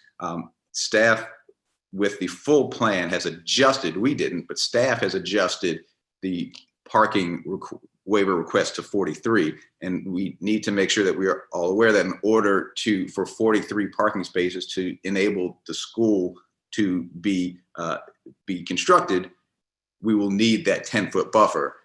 Without the 10-foot buffer, the 43 will not allow the project to be permitted. The next criteria is that the variance will confer upon the applicant special privileges. Again, this is a public charter school, one of the best in the city. The proposed parking setup is the best that can be done on this property, and it allows an affordable renovation of the existing structure directly across the street from the main property. And so at the end of the day, and this will have a positive impact on the community as well by putting as much parking on site as we can. And at the end of the day, this is not what the term special privilege, I think, is designed to mean. Again, this is not a commercial endeavor.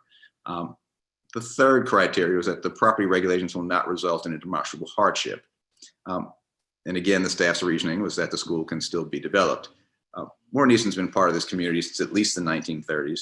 It's a cornerstone of this community, and anything serving to go against the best integration of the school and its community and of the school's best functionality is a hardship on Warren Easton, but probably more so a hardship on all of us and the public as a whole, and on the kids that will be going to Warren Easton.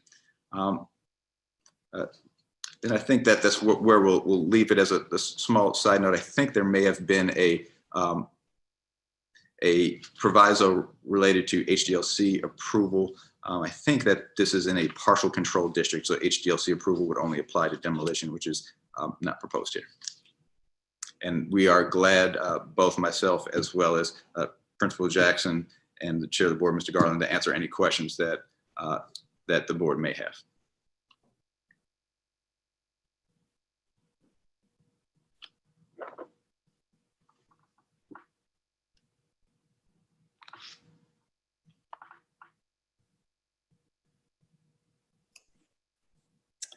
And that's right. I see the chairwoman actually is offering because I think she needed to know the recusal on this one. Any questions from the board?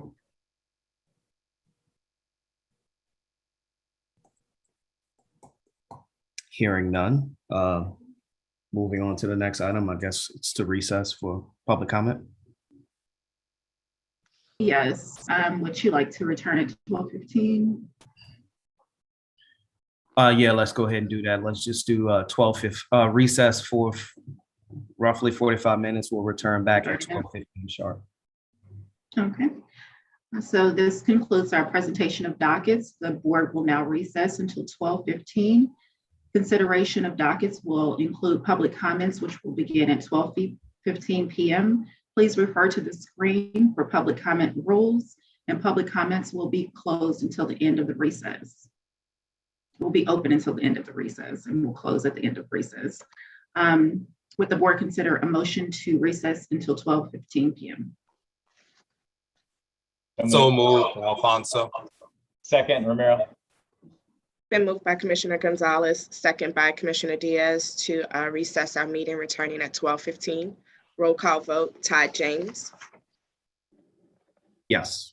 Tamara Eggins. Yes. Jose is out. Ramiro Diaz. Yes. Alfonso Gonzalez. Yay. Matthew Rufo. Yes. And Candace Forrest, yes. 6 yeas, no nays. The motion carries. We're now in recess until 12:15.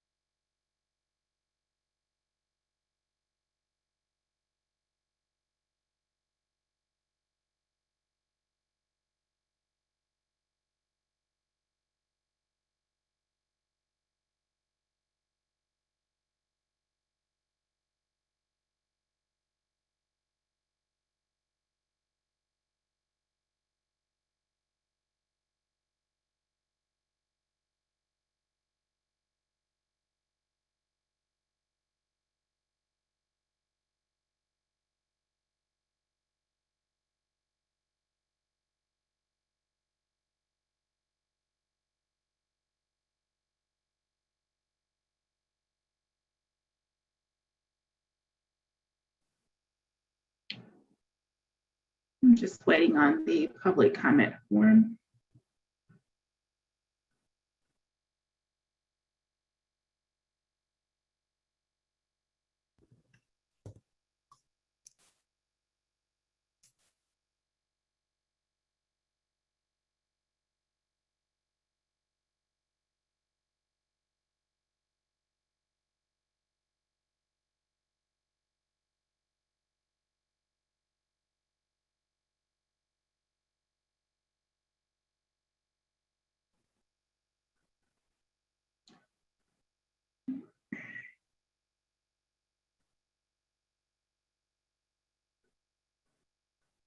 Okay, would the board consider a motion to return from recess? I, Todd James. Alfonso, second. It's been moved by Commissioner James, second by Commissioner Gonzalez to return from recess. Roll call vote, Todd James, Yes. Tamara Eggins, Yes. Ramiro Diaz, Yes. Alfonso Gonzalez, Yay. Matthew Rufo, Yes. and Candace Forrest. Yes, 6 yeas, no nays. The motion carries. We are back from recess. Thank you. The public comment form is now closed, and we will begin with the consideration of dockets and the public comment portion of the meeting. We'll begin with unfinished business for variances deferred from the September 20th canceled meeting. The first item is BZA docket 05521 for a property at 905 Moss Street. This is a request to permit the construction of a two-family residence with excessive building height. As a reminder to the board, the staff recommendation is for denial, and I believe we do have public comments for this item, so I'll just wait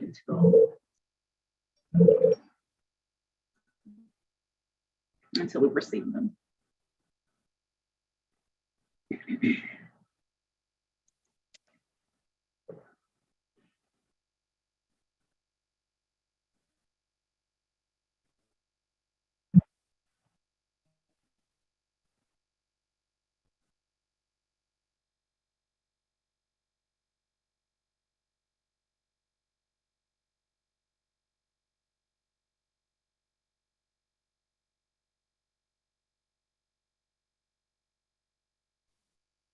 I think the public comment form just came through, Valerie. Just trying to get to the unmute button. Thank you. All right, just a second here. Get my screen where I need it. All right. All right, the first item, the first comment rather, is in opposition from Mary Myson Gubala, 319 South Genois Street, NOLA 70119. I would like to object to any zoning variance, especially an increase in the maximum height for the property at 905 Moss Street. This increase in height would be totally out of character for a two-family dwelling in this historic neighborhood. The next comment is in opposition to the application. Craig Julinging, 3213 Grand Route, St. John Street, New Orleans, Louisiana, 70119. This property is not in keeping with the neighborhood's architecture nor the content of the surrounding area. The applicant has the ability to design the home as a transition from the architecture of adjacent single-family homes as designed now. The scale of the house is not in keeping with the homes in the bayou or the adjacent neighborhood. I am further concerned about the scale of the house creates impervious surfaces that would lead to flooding of the property of the adjacent lot. Presently, in an undeveloped lot, water stays on the property and does not run off. The water runoff from the proposed design would be significant, endangering any homes near it.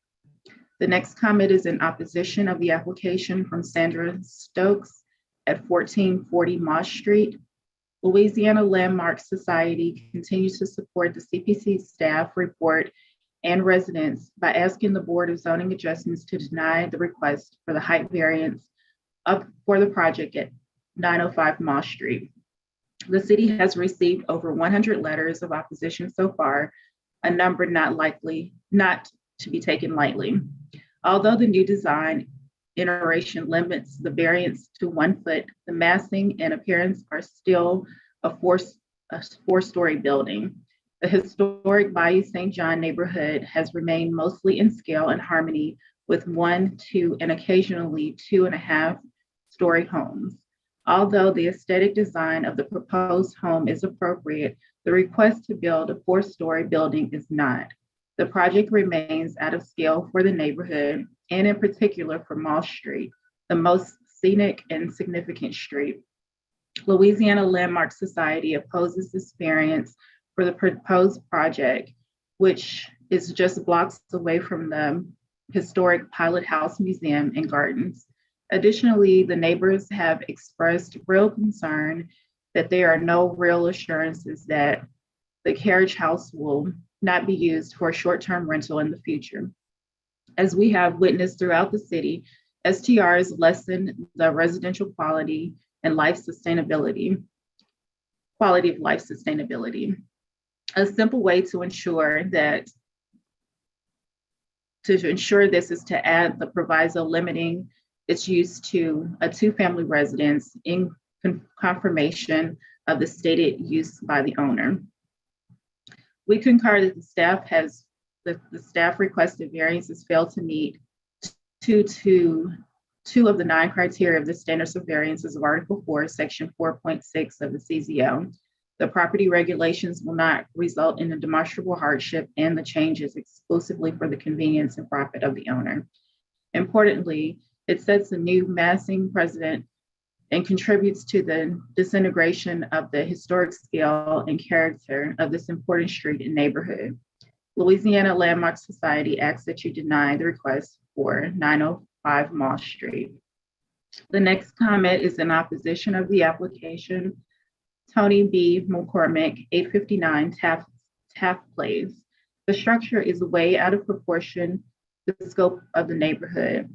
The McMansion building needs to stop. Several structures already built are negatively impacting the ambiance and lines in the area.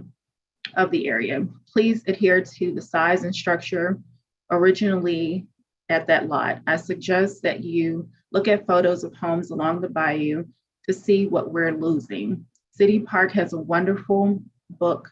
It's published about 20 years ago, showing the homes before the McMansions took over, and at latest count, over a half dozen. You are destroying the very nature of what makes our neighborhood so visually appealing. In opposition to the application, Bess Devon, 918 Harding Drive. I am writing again in opposition of the application made by 905 Mall Street. The owners have failed to create 3D models of the height variance as the BZA asked them to do in the last meeting. The owners continue talking about how this variance is required for them to create their dream home. What about all of the dream homes that the neighbors are already living in? If those owners cared about the neighborhood, they would have worked with us instead of continuing to push the zoning variance despite the BZA staffers repeatedly denying the request. Please deny this opposition once and for all. The next comment is in opposition of the application. Philip Buchanan, 920 Harding Drive, New Orleans, Louisiana, 70119. My property will be directly affected by this zoning variance. No more back and forth, deny. The next comment is in opposition. Please deny the variance for the new construction proposed at 905 Mall Street.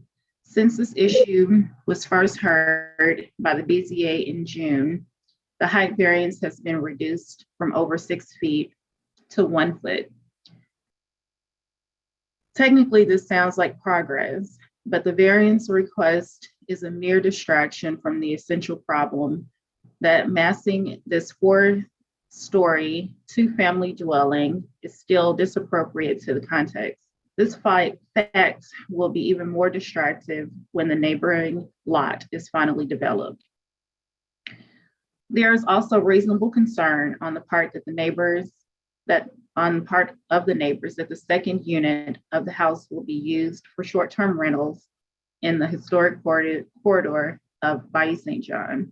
Galleries on new construction are often assigned that short-term rental use is planned. Of course, in this case, the galleries are appropriate to the architectural style of the neighborhood. Still, the owner has been vague in the neighboring meeting about the intended use of the second unit. The owner and his architect, Mr. Stamps, are New Orleans natives, but they have lived out of state for many years. Maybe they are unaware of the many changes that have taken place on this historic street and indeed all over New Orleans. Our historic housing stock is being chipped away house by house by demolitions and infill with inappropriate new designs, whether in style or in scale. Please don't contribute to the problem. Please scale back. Sorry to resort in this cliche, but it's true. I'm sorry to resort to this cliche, but it's true. This isn't Pasadena, it's New Orleans. Please help us keep it unique. Respectfully submitted, Susan Johnson, Town of Carrollton Watch, LLC, 2822 LaPage Street, New Orleans, Louisiana, 70119. And that's the end of the comments for this item. Since there was opposition, the applicant has an opportunity to rebut. And I don't have my script up, but I believe they are allowed, is it 2 minutes or 5 minutes? 5. 5 minutes, okay. We have Libby signed up. Okay, thank you. Thanks. Hi, everybody. This is Libby again. And I'm sorry, Libby, just 1 second. Chairwoman, just as a point of order, because I think this came up last time and I mentioned it then. Do you mind just commenting at all in terms of the limits of what we're here to review versus what some of the public comment may have addressed? You asking that to me? Yes, ma'am. Yeah, well, the nature of the response should be based upon our consideration is strictly for the building height for that's the variance request that was made. So I would just limit the responses or your rebuttal to what's before us, which is the waiver of the proposed building height. Okay, so should I not comment on the concerns about runoff and that nature? Because I do feel that I do have responses prepared for those, but I can just skip them if that's not pertinent. So what I may just add, it's just more, there's a lot of commentary around what's the intended use versus. That's what I was gonna say, yeah. Okay. Height, and I understand a permeability question, feel free. Sure, okay. Well, I will, skip over the short-term rental responses then. You all know those require permits, which we haven't filed for. So for runoff, we do understand again, like the whole beginning of this project is the fact that this lot is so low and relative to the road. That's why the BFE is so high. And so we're, very aware of the runoff concerns. And so we have a couple strategies in place. One, we'd like to use like a true grid system or some other kind of permeable paver for the driveway. We are also well below or somewhat below the maximum allowable impervious space. So, in terms of code, we're meeting those requirements. Again, we'd like to use permeable surfaces for all the driving paths, and we do also plan on doing vegetative swales at the front of the property, and paying good attention to the grading on site when the development occurs, so that everything is running to the swale and we're holding as much water on site as possible. In terms of the building height comments, someone mentioned that it's a 4-story building. I'd like to kind of push back on that. Really, if you're counting the ground area below the home, it would be a 3.5-story building. And the only reason we have that 3rd story is because we have to be up almost 7 feet.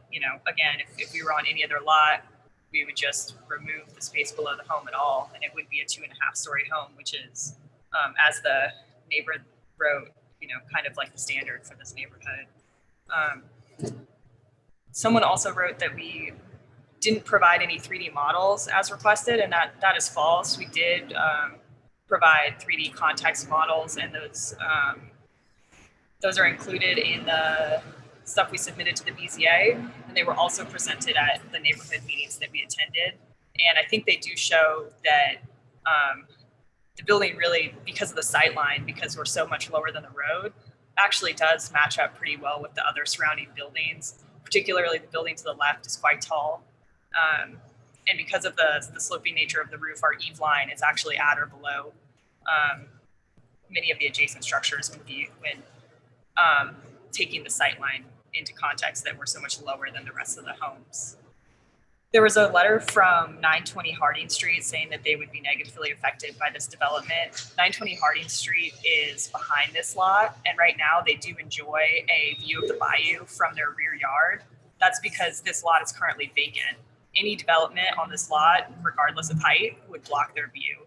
And in all due respect, they're not really, them having a nice view from their rear yard is not really the concern of my client, nor I think the BZA, given that, they don't it's not like our request really has nothing to do with their view. It would be blocked by any building on the lot. And we're also, someone noted that we have been vague in meetings about the use of the second unit. I don't think that's true, but we don't have to go into it again. No short-term rental permits have been filed, and I don't think we have to go any further than that. So that really concludes my response. Again, I think that all of this stems from the fact that the benchmark is so much higher for the site than the adjacent lots, and it just is what it is in terms of the benchmark. And as brought up in the first half of the meeting, the board of the current CZO doesn't account for benchmark when determining building height. That's really why we're here today. So thank you all. Thank you. Are there any questions or comments from board members? Just to confirm that the the views you're talking about are on page 36, maybe, of the report from the street. I'm not sure. I don't have it in front of me, but there was a 3D and then also a 2D view, kind of looking at the street, showing kind of at a zoomed out scale, showing the full length of the street. Yeah, it's on sheet A902, which is like page 36. But it's helpful to me to see that. So thank you. Yeah, and I mean, it is a tall structure, but I would argue that the surrounding structures are relatively tall too.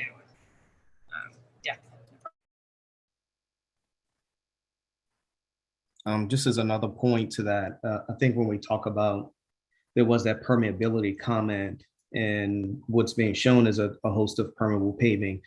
But I think one key thing is that all of this is being isolated to the allowable buildable area. So if we're going to talk about relative density on a project, it's actually smaller than the max that really could have been allowed, which could have been a much larger structure on this site. So, and I mean, I'm gonna just echo the points that I brought up in the first half of the meeting.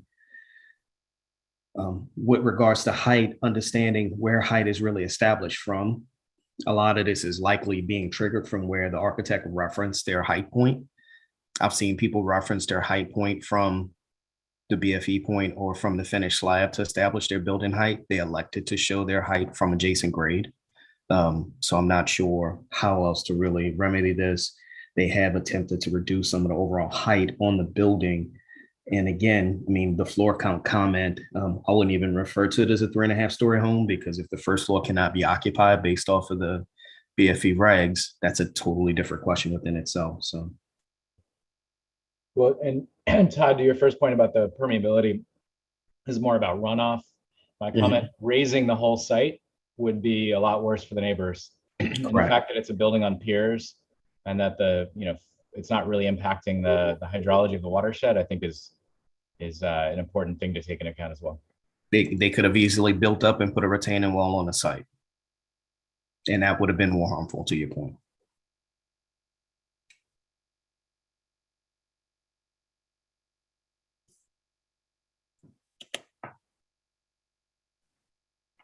Any other questions or comments from board members? I have just another comment. I mean, I understand all of those points, and I just don't understand why it can't be a foot shorter. That, I mean, explain to someone who just doesn't have a lot of experience designing houses why this can't be 1 foot shorter. That's a question for me, I'm assuming. Yes, please. Yeah. We did already reduce the ceiling heights of the other floors from something a little bit more comfortable down to 10 feet. And in the attic space, which is occupiable right now, I think at the peak of the roof, you actually only have about like 8 feet now. We were having something more roomy. So in terms of the interior building heights, we really have shrunk them as much as really what's acceptable for comfortable homes. I understand some older homes have, 8 or 9 foot ceilings, so that's just really not the standard for new construction today. And we did also reduce the floor framing systems are usually in new homes like 16 inches deep. And that's so that you can use an open truss where you run ductwork and plumbing through the floor framing. We've reduced it down to 12-inch solid joists, which is going to make mechanical a lot more difficult, but it was something we did in terms of trying to really shrink things down. Due to that change, we might actually have to fur down the ceiling and interior ceiling in some locations to be able to run ducts underneath the floor system. So again, like that 10-foot height, it's really maybe going to be 9 foot, maybe 8 feet in some rooms.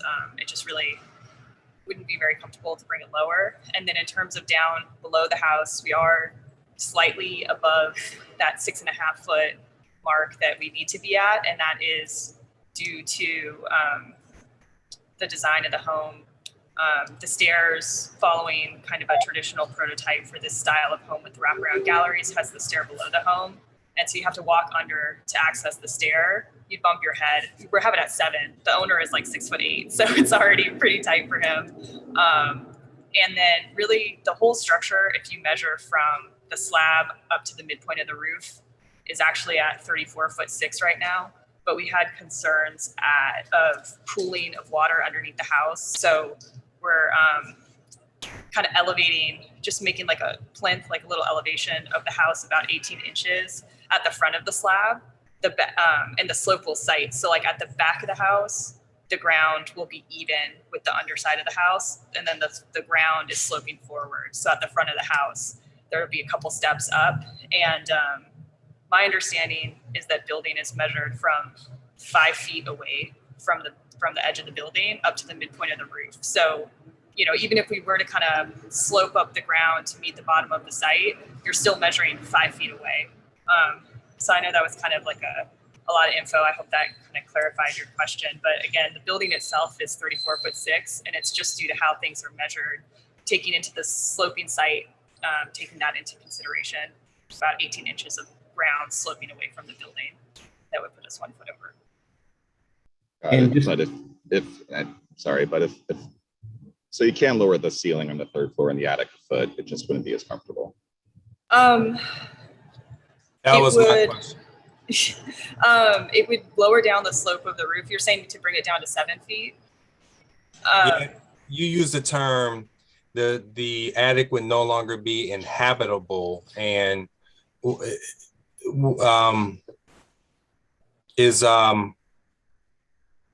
are there plans for living space in the attic? Just like bonus area, basically. They would like to utilize the attic. Like I think they might have some workout equipment, and they do have a teenage son who they kind of want him to have his own zone up there. So, right now it's inhabitable. It's not going to be like a main living space, but just like pretty much all the other streets on the block, they have dormers in their roof that allow you to have some comfortable living space up there. So again, to Todd's point, basically 2.5-story home, two regular floors plus a little bit of bonus space in the attic. Okay. And one thing I'm gonna add, her acknowledging that the space is at 7 feet is not actually considered an occupiable space. Per building code, it would need to be 7'6" in order for it to be occupied. And I think it's less than 20% of that floor area of the space to be occupied can be less than 7'6" in order for it to be acceptable per the building code. So the fact that at the first floor from the proposed ground floor to the second floor is at 8 feet. So they're already substantially lower. So they're doing a garage that's not even compliant with what could be occupied space. So it's hard for me to even acknowledge it as a floor or even a half floor. Yeah, and just to elaborate, the back portion of the building where the garage is, we did lift the height of that area. And so the porch of the back portion of the building and the porch of the front portion of the building aren't actually aligned in height. And that was just so that we could get habitable space for the garage. And because that structure doesn't have the rear portion of the structure doesn't have a occupiable attic area, the roof line is lower in that back part. So we're just having that 8-foot head height at the garage, not the front portion. We're bringing it down. I appreciate the challenges of designing the desired structure at this site with these requirements, but I still don't just see the persuasive argument that it's depriving anyone of any right to have a room in there to be a foot lower than is planned, especially in an attic space. So, I mean, but at least I'm inclined not to approve the variance.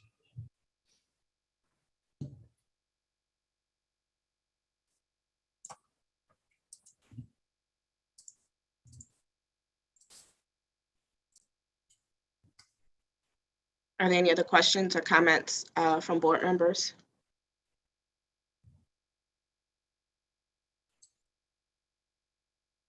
Seeing none, is there a motion?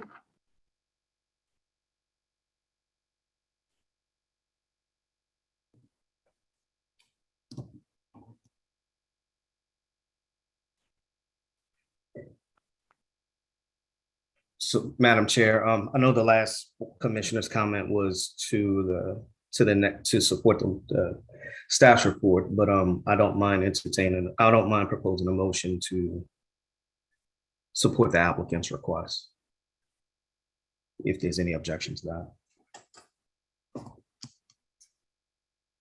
I'll second it, Alfonso.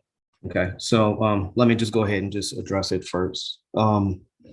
Madam Chair, with regards to BZA docket number 055-21, Itai James moved to approve the request for the requested waiver of Article 11, Section 11.3.A1 for Table 11 2A for building height for a waiver of 1 foot. I know that the staff had established that only 2 criteria were not met. And in order to reinforce some of the comments that was provided in the applicant's letter, plus the commentary earlier with regards to the regulations will not result in a demonstrative hardship. Again, I think the applicant actually speaks to this as well as the staff report that I think it was close to 85% of the properties surveyed in the area have a different BFE requirement here. And with that in itself, I think helps to support what the applicant is trying to propose. If this house was built a couple feet in either direction, they would have not been here. And I think if there's some clarification, at least from safety and permits with regards to where we should really be establishing the baseline of where height is established for all plan reviews, this item would not be before us with its current application. I know that this has been changed over time and that's why it's still here, as opposed to where it may have been rendered moot in a different case. Also, with the changes exclusively for the convenience and profit of the owner. Again, I'm gonna speak to my last comments on that initial criteria that I just spoke to. The same sentiments actually speak to support that item as well. So with that, I move for approval, and staff, please advise, it would be the 3 standard provisos, or is there any additional? I would just say the standard 3. Okay. Thank you. So with that, my motion would include those 3 standard provisos.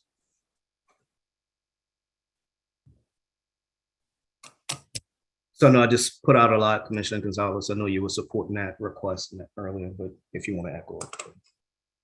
No, I'll still second it You just fleshed out the proposal, but nothing changed from my intention to second it. So Thank you. With regard to docket 055-21, it's been moved by Commissioner James, second by Commissioner Gonzalez, to grant the requested waiver, finding that the 9 criteria have been met and adopting the commentary from the meeting today in support of establishing the 2 criteria that previously had not been met, and subject to 3 provisos. A roll call vote, Todd James, Yes. Tamara Eggins. Yes. Sorry, trying to find my cheat sheet. All my names. Ramiro Diaz, Yes. Alfonso Gonzalez, yay. Matthew Rufo, No. and Candace Forrest. Yes. 5 yeas, 1 nay. The motion carries. Thank you all. Next item. Thank you. We will now move on to unfinished business for safety and permits decision appeals deferred from the September 20th canceled meeting. BZA docket 06721 is for the property located at 2612 Esplanade Avenue. This is an appeal of the decision of the Director of the Department of Safety and Permits regarding the determination that the property has not attained legal non-conforming status as an office use. As a reminder to the board, the applicant has requested a deferral, and there were no public comments received for this item, and no speaker available to talk. Thank you. Are there any questions or comments from commissioners? I'm just assuming, Valerie, that the request is for a 30-day deferral. Is that accurate? I'm not sure. Emily, do you know if they're requesting 30 days?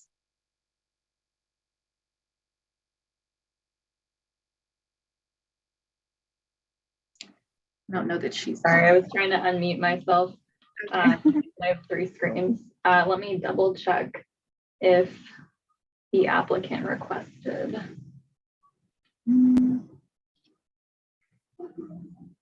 Looking at their email, they said they would like to request to the next meeting, so I would assume it would be a 30-day deferral then. That's fine. Thank you. Any other questions or comments from board members?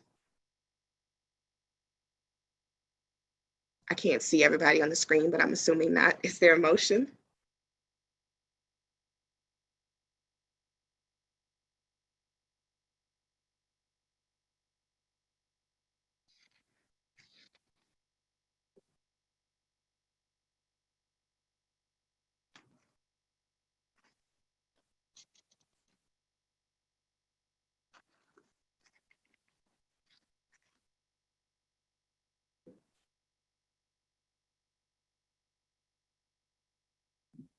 I'll make a motion if that's in order. In regard to docket 067-21, I, Tamara Eggins, move to defer the matter for 30 days. I'll second. Rami. Thank you. It's been moved by Commissioner Eggins, second by Commissioner Diaz, to defer the matter 30 days at the request of the applicant. Roll call vote. I believe Todd stepped away. Tamara Eggins. Yes. Ramiro Diaz. Yes. Alfonso Gonzalez. Yay. Matthew Rufo.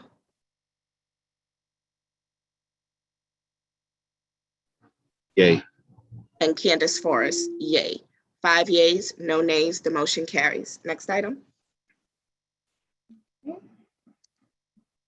We will now begin with the new business for variances that were deferred from the September 20th canceled meeting. The next item is item number 3, BZA docket 06821 for the property at 403 Adams Street. This request is for variances to permit the construction of a single-family residence with excessive front yard setback, excessive build-to line, and an insufficient parking pad depth. As a reminder to the board, the staff recommendation is for approval of insufficient front yard setback and build-to line and denial of the insufficient parking pad depth. There were no public comments received for this item, so no need for rebuttal. Are there any other questions or comments from board members?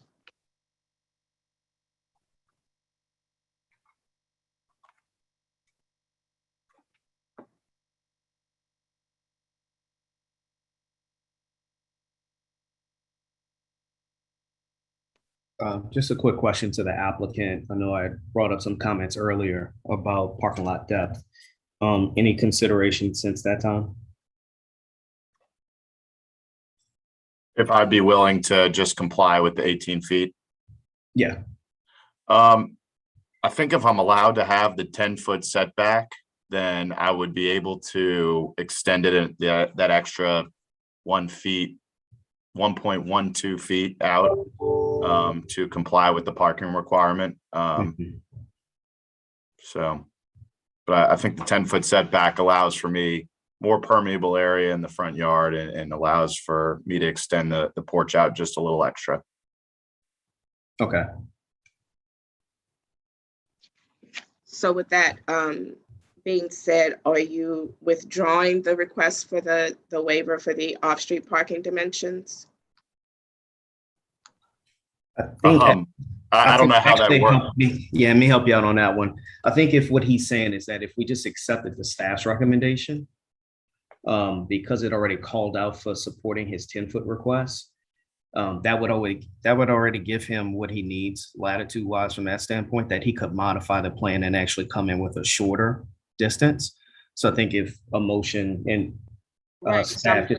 I guess the question is it a matter of withdrawing the request or is it making the request moot? Because if it's compliance, it's not going to be granting the request for the waiver. But in the report, they're not granting the parking stall, so he would have to still modify it. So I mean, it's kind of if we accept it and it denies the off-street parking, he still has to fix it. Right. I was just asking for our purposes what we were doing going forward. Normally, if the person is accepting, if the applicant is accepting the recommendation to modify their plan, then that would generally mean that they're withdrawing their request for the variance. So that's why I'm just trying to understand what we're doing at this point.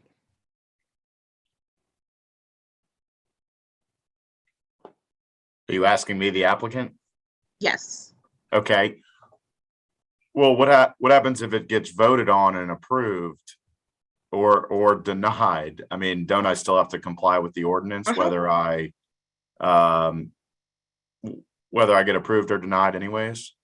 Yes. I was just asking just as a point of reference, how we were proceeding. If it goes in my favor to get rid of it, I'm happy to get rid of it. I'm not sure there's a need for it. If I could just provide a little bit of clarification for the applicant, the reason that you might want to withdraw versus potentially receive a denial is if you did want to come back to the board to request the parking space depth variance, you would have to wait 2 years to resubmit for that same request. So sort of up to you. If you want to withdraw, you would be able to come back and request that variance before the 2-year mark. But that Just might for not some be relevant. Oh, okay, I'm sorry. Just for clarification, are the 2 variance requests, are they voted on separately or is it all together? It's considered all together. It's not like you could, that's part of why the question was asked. Okay. Because it's sort of it's not like you could defer one. They all have to be considered at the same time. Okay, I'm happy to drop the variance request on the parking pad in order to conform with the 18 feet required pad. Okay. Are there any other questions, comments from board members on the, I mean, there's still the other 2 items as well that would be considered.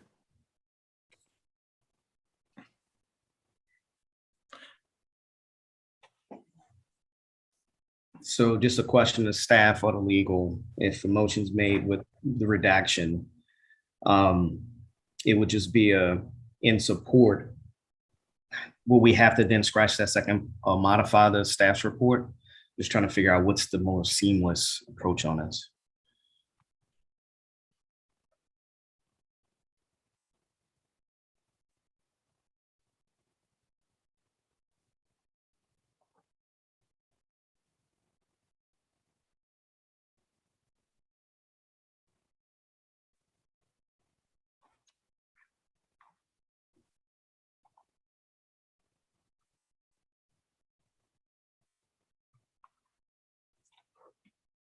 Because right now, the only denial part is strictly on the parking stall. He's already saying how he could make it compliant. The 10-foot setback allows for him to do it one way. So I'm just trying to not overcomplicate a motion. Well, and that goes back to the question we were asking, whether or not he just wants to withdraw it or get a denial. So I got you. My question was actually if he was, since he's withdrawing it, Then you just consider the first two. the first two, and do we not even acknowledge the off-street parking request? Just note it as a withdrawal of that request. Right. And just consider the That's what I was remaining asking. two. That's what I was asking, just clarification around how the motion should be structured. yeah, that is how it should be. Okay. All right, Madam Chair, for motions in order. Can I ask Todd one question? By removing that request, am I still going to be allowed to build up to 10 feet? So if I extend my house forward 1 foot to conform with the parking requirement, will I still be able to do so, or do I have to build at 10 feet? I think, staff, if I understand correctly, with that waiver, he has a maximum waiver of. Yeah, he 7 could build anywhere between what is required, which is 3 feet, and what is going to be granted, which is 10 feet. So anywhere in the middle would be fine. Okay, so I'll be able to conform with the 18 feet if I, okay. Yeah, so you can either bring the house, you can bring your porch forward or make it another modification to the back of the plan. I think your less intensive route is just to extend the front half of the property closer. Okay, thank you. And honestly, I think that would be in more keeping in more with the context that's around you, because I think what we saw from the table showed a lot of the setback conditions in that area were like between 7 and 8 feet from the property line, if I remember from the report correctly.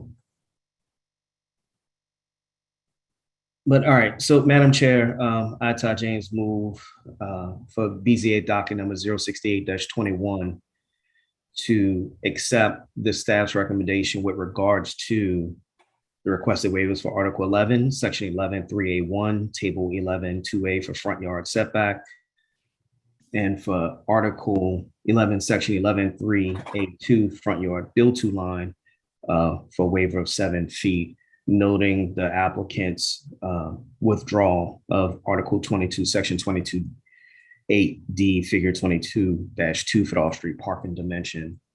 And as I mentioned, following the staff's recommendation that the 9 criteria have been met, move approval with the 3 noted provisos.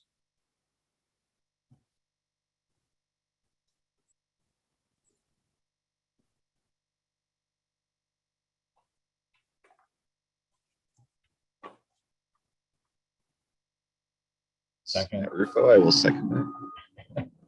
Third. Matt, you think can second that one. Yeah, I couldn't hear who came first. Was it Rami or Matt? Let Matt have it. Okay. With regard to docket 068-21, it's been moved by Commissioner James, second by Commissioner Rufo, to grant the requested waivers of Article 11, Section 11.3.8.1, Table 11, 2A for front yard, and Article 11, Section 11.3.8.2 for front yard build-to line, finding that the 9 criteria have been met and subject to 3 provisos, and noting the withdrawal of the requested waiver for Article 22, Section 22.8.d, Figure 22-2 for off-street parking dimensions. Finding that the 9 criteria have been met as it relates to the waivers for front yard and front yard build-to line. Roll call vote, Todd James, Yes. Tamara Eggins, Yes. Ramiro Diaz, Yes. Alfonso Gonzalez, Yay. Matthew Rufo, Yes. and Candace Forrest, yes. 6 yeas, no nays, the motion carries. Next item. All right, thank you. The next item is BZA docket 06921 for the property at 1515 Poydras Street. This request is for variances to permit the conversion of an office to a mixed-use development above the ground floor dwelling, 430 units / commercial with insufficient open space per dwelling unit. As a reminder to the board, the staff's recommendation is for approval. There were no public comments received for this item, therefore no need for rebuttal. Are there any other questions or comments from board members? I had some questions about stormwater stuff earlier. I wasn't sure if they got a chance to look that up. But Yes, this is Richard Cortizes. Can you all hear me? I'm trying to turn my video on as well. Yes, we can hear you. Hear me? Okay, because it's telling me that it's not allowing me to turn on the video, but if you can hear me, that's perfectly fine. Yes, the project is increasing the permeable footprint of the property. With the expansion of the street landscaping area, the additional planting, the landscaping in the parking structure, additional planting there as well as the pool and the amenity deck and landscaping, it's going to help retain a lot of the storm water runoff. So that's part of the plan that's in place now. great, thank you. Thank you. Any other questions or comments from board members?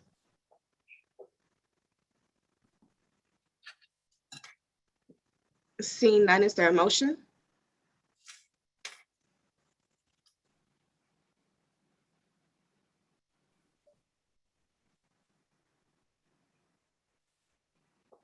I'll do it. In regards to docket BZA 6921, I move to accept the staff's recommendation for approval with the noted provisos. And I, Todd James, second that motion. Thank you. With regards to docket 069-21, it's been moved by Commissioner Diaz, second by Commissioner James to grant the requested waiver, finding that the 9 criteria have been met and subject to 3 provisos. Roll call vote, Todd James, Yes. Tamara Eggins, Yes. Ramiro Diaz, Yes. Alfonso Gonzalez, Yay. Matthew Rufo, I'm going to oppose this one. you said, Due I to didn't hear you. hardship. It's a no. It's Okay. a no. And Candace Forrest, yes. 5 yeas, 1 nay, the motion carries. Next item. Thank you, members. Thank you.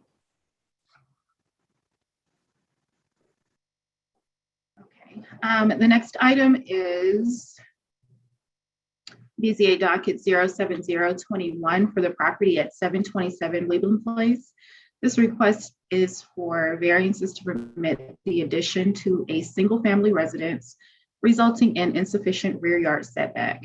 This is an after-the-fact request, and we do have public comments. Get those up. The first comment is in support of the application from Amar Makari at 727 Weebland Place. Please view the email I submitted to Haley Word format. Thank you. The next comment is in support of the application, Raymond C. Bergeron at 6725 Weebland Street. As architect of record on this project, we were hired after the fact as we discovered the error by the contractor. This mistake by the contractor is unbeknownst to the owner and has caused extreme hardship to the owner in time and expense and should not be penalized for it. The staff report indicates other examples of rear yard setback violations in the neighborhood, so it would not be setting a precedent. If the patio structure would have to be cut back, the entire side walls would have to be reconstructed and the window layout would be affected, as well as pre-purchased motorized window shades. We respectfully request your approval of the request. And the next comment is by Amir Makari, and I don't believe we can read this comment because there was a comment earlier, or can I read it? It's one public comment per person according to the rules. Okay. All right, so that's the end of the comments for this item. Hi, Valerie, this is Haley. So I spoke with the owner, and his first comment in support just mentioned that he had a letter, and this second one is just copying and pasting the letter into it. So I'm not sure if that would be viewed as one letter, one comment. Missy. Sorry, I was Yeah, I on was mute. gonna say that's a question for Missy. Yeah, I think you can go ahead and read it then, because this was his intention to be his comment. So go ahead and read it. Do we need to suspend the rules at all, or we can proceed? Yeah, let's go ahead and be safe and suspend the rules to allow a second public comment, please. And was this in the letter? Well, yeah, never mind. The letter's not in the report anyway. So, Madam Chair, with regards to BZA docket 070-21, I, James, move to suspend the rules to accept the letter from the property owner. Mara Egan, second. It's been moved by Commissioner James, second by Commissioner Eggins to suspend the rules to accept the letter from the, as a second public comment by one person. Sorry, I got tongue-tied. Roll call vote. Ty James, Yes. Tamara Eggins, Yes. Ramiro Diaz, Yes. Alfonso Gonzalez. You're on mute. Yes. Matthew Rufo Yes. and Candace Forrest. Yes, 6 yeas, no nays. The motion carries. You can proceed, Valerie. Okay, thank you. So in support of the application, Amar Alessio Macari, 727 Weeblen Place, Sunroom Addition, 727 Weeblen Place. I met with Southern Home Improvement salesman Michael on September 2020 and wanted to see about using and improving the unused existing patio space before considering selling the house. According to the measurements for the build out, I made my plans for the sunroom. I was told that it was doable after I was told the first time that it was not. So initially I experienced inconsistencies of what could or could not be done, and finally came to the outcome of what I wanted to do in the first place. Entertainment rooms for guests, study rooms for my son, study room for my son, and music room. While it took about 6 months to order necessary parts to start the project, I invested in grading the yard for the room to be built. After the room was built out, based on the size, I ordered the furniture, massage chair, pool table, musical instruments, swing, on hold, custom motorized blinds, AC unit for room size, designer plans, and all of which cost more than the room to build out. Extensive delays for over 6 months prevented me from hosting my parents who visited from overseas, family from Boston, and other guests, and recently could not do my son's birthday. There is also cost delay with contractors, electricians, AC technicians, interior designer, floor installers, and depreciating furniture value with warranties running out since that are still in boxes. We did what we were asked to do, hired architect, hired surveyor to update the benchmark survey, paid the assessed fees, put out sign in front yard and posted it. Aside from the inconvenience, this has been the very frustrating nightmare and costly journey for me. Please allow the 1.6 foot to go through. Otherwise, frankly, I would not have gone through the trouble and the financial investment for a lesser size. That would have defeated the purpose and would not have sold, and I would have sold the house instead. The last thing I want to do is have a project without a permit. As this is my first rodeo in adding a sunroom, I relied on the expertise of a professional company to advise me of such. Unfortunately, it was not mentioned, which leaves maybe the victim bearing and living with the kind of mistake. And that's the end of that comment and the end of the comments for this item.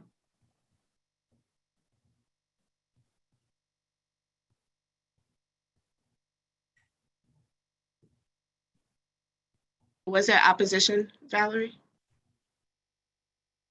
I'm sorry, Candace, what did you say? I was asking if there was opposition, if the applicant needed to. I'm sorry, no, there was no opposition received, so therefore no need for revote. Thanks. Any questions or comments from board members?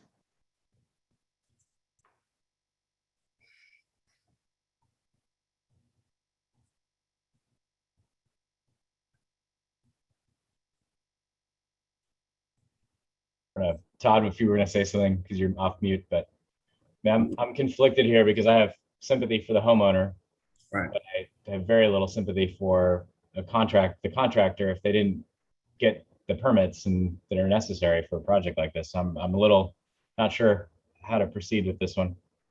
I know we've had some accommodations in the past for projects like this, but after the fact, correct me if I'm wrong, was there ever a permit made for this and prior to the construction?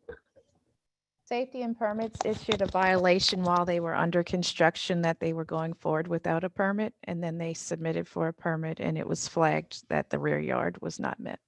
And now they're going through this process. Okay. So was it complete? Do we know, was the project completed before when it was flagged? It was well into completion. I'm not sure if it was all the way How complete, but yeah.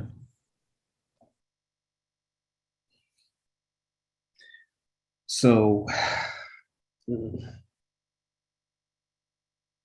and Todd, I don't know if you're going to say something, but I mean, the discussion we had, I mean, I've seen cases where, somebody's building a deck or doing something that's, but in this case, there was new foundations poured and electrical work. I mean, there's other stuff beyond just something that was purchased and dropped on the site.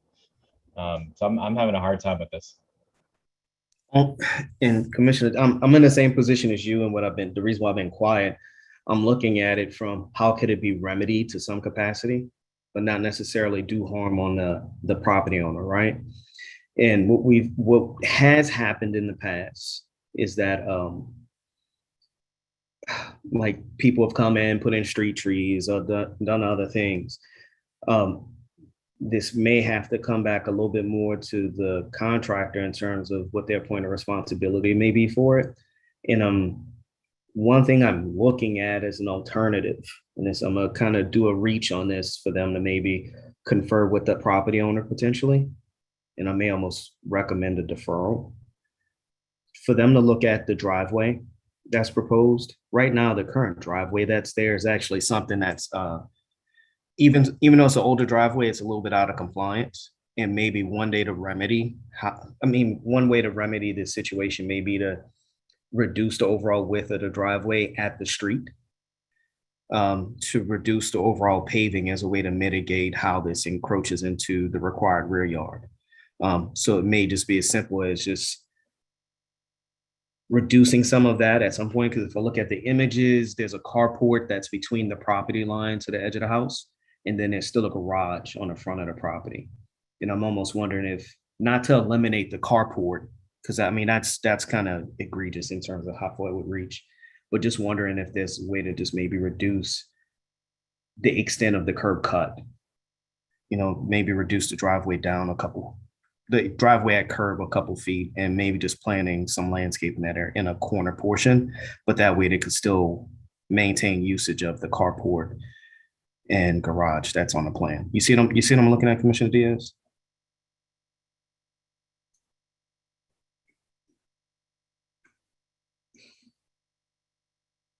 So I know the property owner isn't on the call, but the contractor was. So maybe just do some type of consideration and maybe talk to staff about how that may be done. And who did the staff report again? I'm sorry. Is this Haley? Do you understand what I'm looking at in the plan? yes, reduce the curb cut so that it's compliant. Yeah, and that way, I mean, look, it's not gonna reduce the overall parking pad that they have in the front, but at least it's just a mitigation tool. And I think that may be a happy medium. It's just reducing the amount of concrete paving that exists. In that way, we're not granting something down the road as something that would create precedent for the neighborhood, but just as a happy medium without having to modify that entire structure in the rear yard.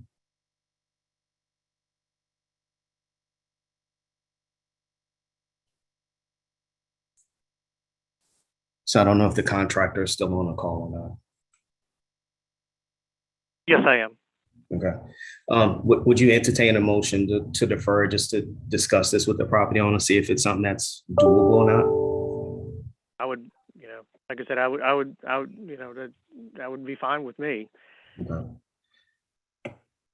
But I believe that the homeowner is trying to get this kind of. Is this something that I guess we would have to come up? Him and I would need to discuss this. And is there any way for us to discuss this and not be deferred till next month, or? I mean, I don't know if we have enough time in the agenda if we were to defer and push it off to the end of the meeting. What I want to make sure is that, well, here's the thing. If you made that type of modification, I think you may want to at least provide some type of sketch just to show what you guys can or cannot do. And that'll at least be able to get documented. So I just think it's just a safer way to go than instead of moving off of an assumption. Right. Okay. And I guess if I, so just as far as clarification goes, so you want to reduce the amount of paved concrete there in the front yard there, correct? Somewhat, but it's more about the curb cut, because right now it looks like it's 23 to 24 feet wide. So just come up with something that's a mitigation to reduce that overall width. And that may establish at least some vegetation back in the front yard and reduce the amount of permeability. The only other option that might be out there as a medium is putting some type of a deed restriction in terms of what else can be built within that area and limit the footprint to what's been allowed. Because I know that if we were to grant this setback, you would be able to build more out of compliance. Oh, I understand. Plan. Yeah, so I'm just trying to find something in the medium so it doesn't set a precedent. So I would need to confer with the homeowner then on that. Correct. Okay. And Commissioner James, maybe it's the non-architect in me, because I'm just trying to understand, based on what the requested waiver is related to the rear yard, how what you're proposing addresses that rear yard waiver, because what you're mentioning is in the front yard, correct? Correct. So I'm offsetting where permeability is not, where permeability is being reduced.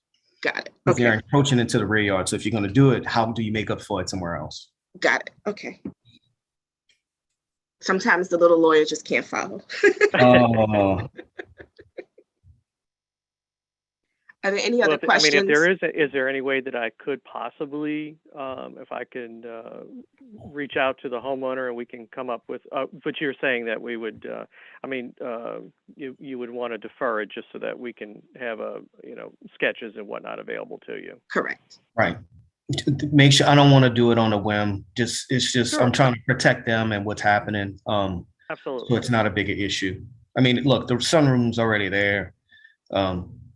It's just a matter of, I'm just trying to find something without just saying, yeah, Sure. go. Okay, not a problem. And Commissioner Diaz, I know you had questions too. I just wanted to make sure, was that resolving what your questions were? Well, I mean, yeah, I guess, yeah, how to make it right. I mean, it just, yeah. Okay. Are there any other questions or comments from board members? I would just make a note to the representative of the timelines to get your whatever revisions you have, just to consult with staff to make sure that it's submitted in enough time before next month's meeting. Yeah, so just reach out to Ms. Dellery to get clarification around those dates. So Madam Chair, with that, my motion is for a 30-day deferral. I, Todd James, move on that for BZA docket number 070-21. And I'll second Rami Diaz. Thank you. With regards to docket 070-21, it's been moved by Commissioner James, second by Commissioner Diaz to defer the matter 30 days, given the applicant and his representative time to submit some revisions to the requested waiver. Roll call vote, Todd James, Yes. Tamara Eggins, Yes. Ramiro Diaz, Yes. Alfonso Gonzalez, Yay. Matthew Rufo, Yes. and Candace Forrest, yes. 6 yeas, no nays, the motion carries. Next item. We will begin with new business for an extension request. This was also deferred from the September 20th canceled meeting. BZA docket 06119 is for a property located at 301 through 03 South Alexander Street. This request is for an extension for a previously granted variance to allow a 1-year extension. And I don't believe there were any public comments received. No public comments received for item number 6, so no need for rebuttal.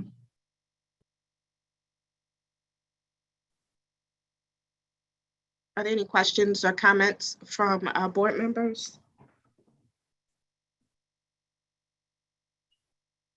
I just wanted to confirm with the applicant, Mr.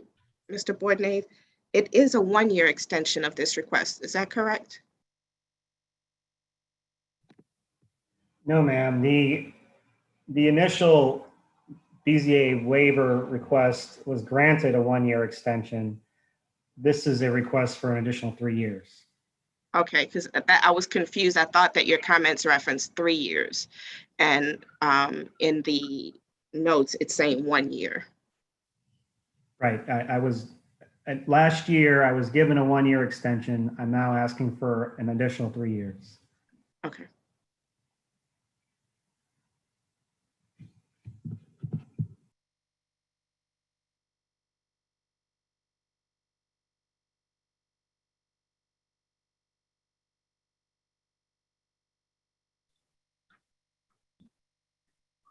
And Chair, that was just an oversight by our staff.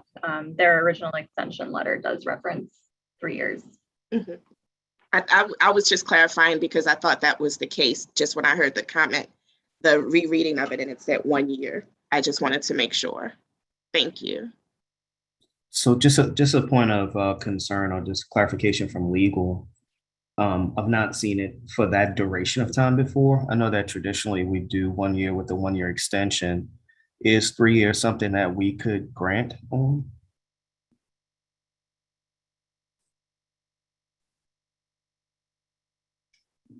I don't know if you saw, she put her finger up, she's checking. Oh, no, I didn't. I didn't. Yeah.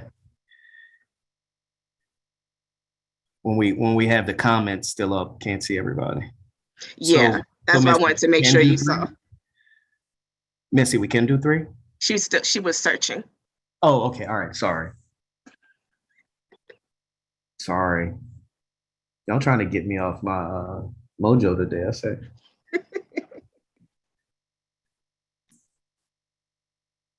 I'm telling you, we get one meeting canceled, and all of a sudden, it's like you just forget how to do things. One month off, and I'm just feeling like I don't know anything anymore. Yes, you can. It says the holder of a variance may petition the Board of Zoning Adjustments for a longer extension of time. All right, so no limitation on the time. Okay, cool.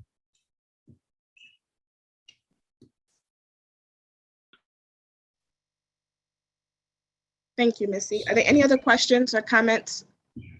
I don't know if you had anything else, Commissioner James. If a motion's in order.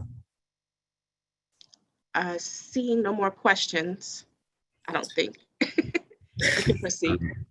Madam Chair, I, Todd James, move to support the request of the applicant to extend their variance application for duration of 3 years for BZA docket 061-19.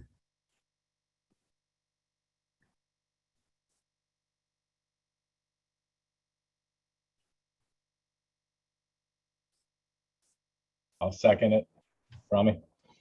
Thank you. With regards to extension request for docket 061-19, it's been moved by Commissioner James, second by Commissioner Diaz to grant the requested extension of time for a period of 3 years. Roll call vote, Todd James, Yes. Tamara Eggins, Yes. Ramiro Diaz, Yes. Alfonso Gonzalez, Yay. Matthew Rufo, Yes. Candace Forrest, yes. 6 yeas, no nays, the motion carries. Next item. We will now begin with the new business for variances. Item number 7, BZA docket 07121 is for a property at 129 Robert E. Lee Boulevard.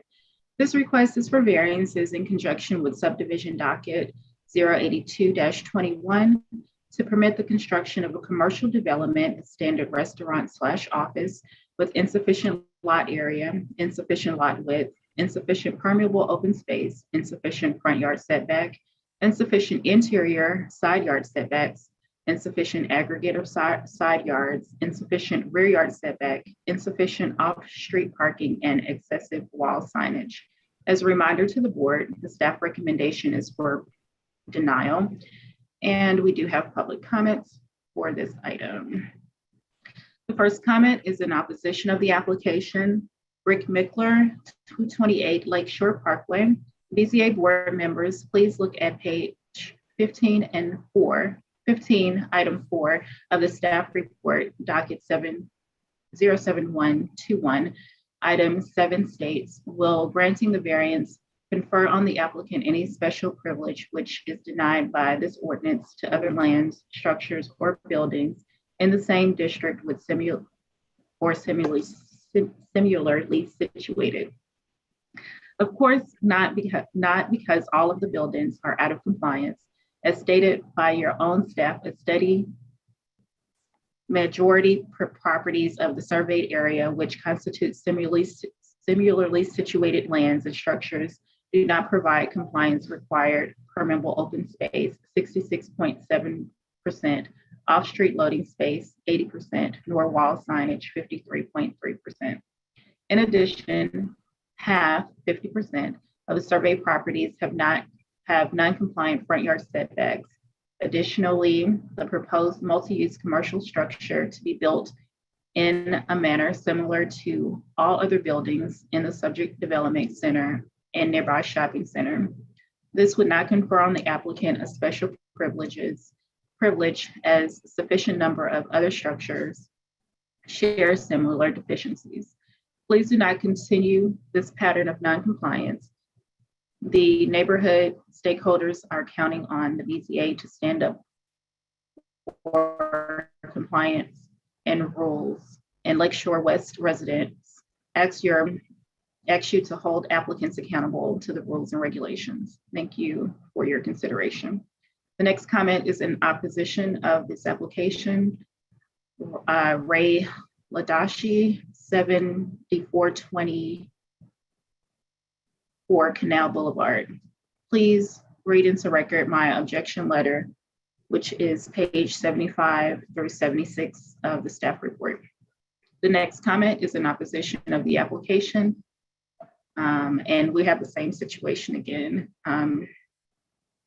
Oh, I'm sorry, this is the same thing. Please skip the introduction on page 75 as you read into the records.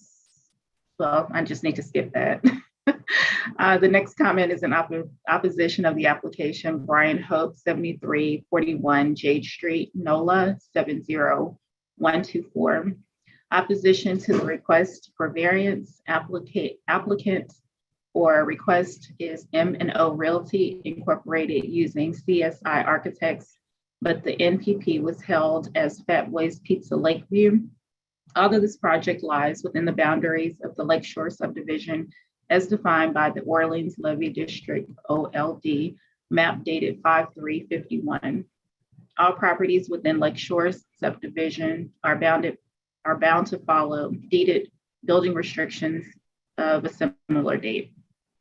Lakeshore subdivision's building restrictions have been revised 3 times to date, with our latest version approved by the Orleans Levy District and property owners in 1989. FYI, Lakeshore subdivision is the only lakefront subdivision that has revised its restrictions with the other three neighborhoods, Lake Vista, Lake Terrace, and Lake Oaks, remaining as their original restriction ranging in dates from 1939 to 1958, question mark. I object to the applicant's first 5 variances, which significantly but appropriately limits the owner buildable area on said property.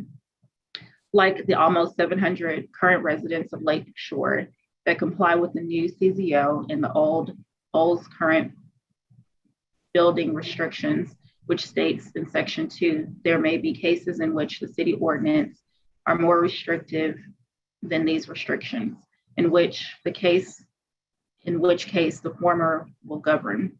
Without the requested 4 variances, front, side, aggregate side, and rear yard setbacks, the buildable area is 75 feet by 150 feet, 11,225 square feet is limited to only 6,600 square feet or 58.7 of the total lot.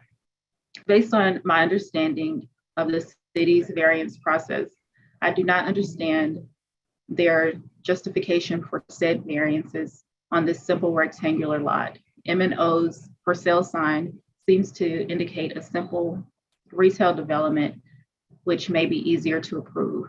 However, Fat Boys Pizza is proposing a standard restaurant/office development, which includes significant outdoor entertainment area on the second floor with loudspeakers and other unknown entertainment options.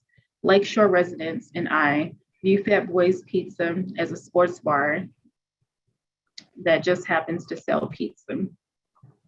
Applicant will argue that they have protected our neighborhood from any noise by providing a 12-foot high green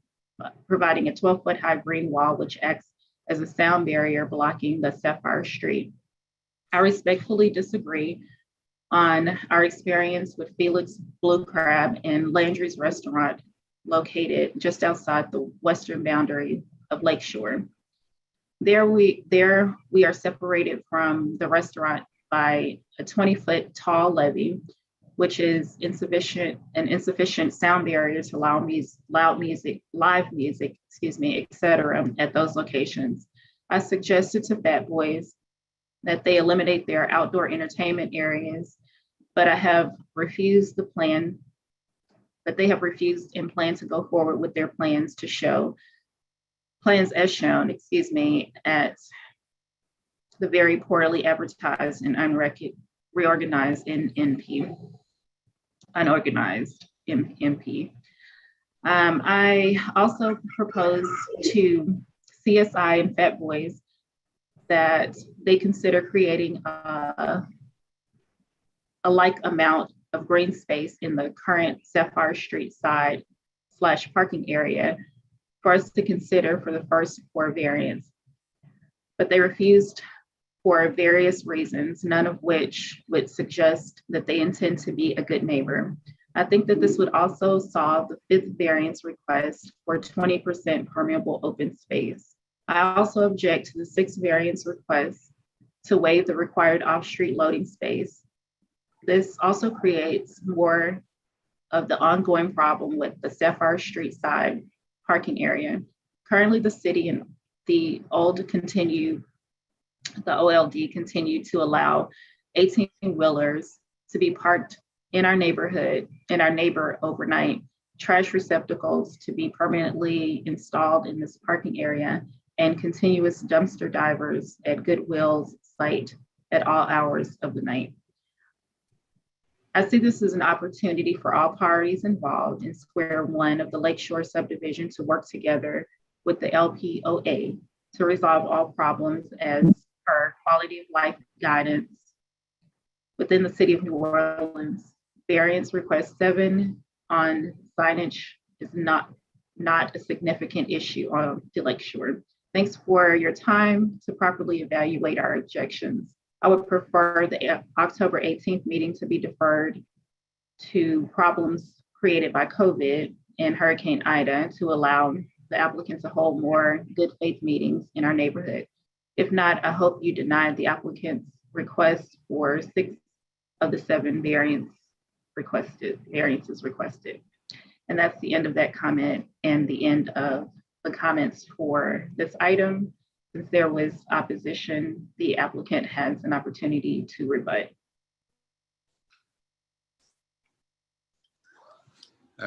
Hi, this is Miles Grandison and Charles Silvernagel again. We thank neighbors for their comments. Just, I guess, a few things. There's a comment about special privileges, and actually I think those comments spoke to exactly why the variances are appropriate, in that, you know, again, this is something that is common in the area. This is something especially common in this strip mall. So it's not a special privilege, certainly in that sense. There was a comment regarding the levy district and restrictions, and that's one, not something necessarily before the BZA. Two, I think they noted that the more restrictive theoretically would be the city's code. And one thing I want to give some people some comfort to is that the issue that we have here is that the city code is insufficient in the strip mall context. So the problems we're having here are not applicable and set no precedent whatsoever for your typical standalone lots in this zoning district. This is because this is part of a strip mall and part of an overall property. So it doesn't really set precedent beyond that. It doesn't set precedent beyond that at all. As far as nature of the use of it being a pizza shop, sports bar, whatever it is that I think that comment spoke to, and when it is a restaurant, standard restaurant, all use issues are not what are before us here. And Fat Boys is dedicated to being a good neighbor and a good user, and certainly will not do anything that's inappropriate in that sense, or that is illegal, or that doesn't meet code standards. Sapphire Street landscaping, that's not on our premises, and that's something we'd really be able to speak to. And 18-wheelers parking, that speaks again to the issue of, that's also one that's not before us, but one where Fat Boys Pizza intends to be a good neighbor, and those sort of quality of general area issues are ones that are shared between Fat Boys Pizza and the neighbors, because both parties are going to want this to be as attractive, functional, and non-nuisance of an area as possible. We're happy to answer any questions, but again, the gist and the key of this here is that this is a unique circumstance based on this being a strip mall and based on the city code acknowledging in places that a strip mall, while typically maybe one lot, doesn't have to be, and then at the same time completely not providing for the circumstance in which it isn't, and where this bay in a strip mall clearly should be treated like a bay in a strip mall, but yet all these variances that we're referring to relate entirely as though it were a standalone lot and not part of a strip mall. We're glad to answer any questions that you have. Thank you. Just a quick comment for staff. I was just noticing the comments and the time in reading that last public comment. Are we still timing as we're reading off the public comments?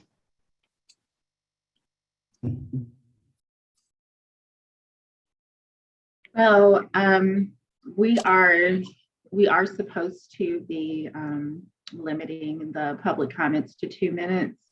But since I'm reading it, I guess it's hard for me to read the comments and set the timer. So in the future, we'll just have another staff member to do that. I mean, it's not so much that, it's just making sure, because of the way that our rules are read, just making sure that we're adhering to what we've indicated in our rules. So just making sure that we're timing what we should be timing as appropriate. I mean, we're not in the same place, so it's not like we can see everything, but I just noticed that last comment was rather lengthy. And if we're making our applicants adhere to time limits in their speaking, I just want to make sure that we're doing the same thing as we're reading off the public comments, just to be consistent with what we've indicated in our rules.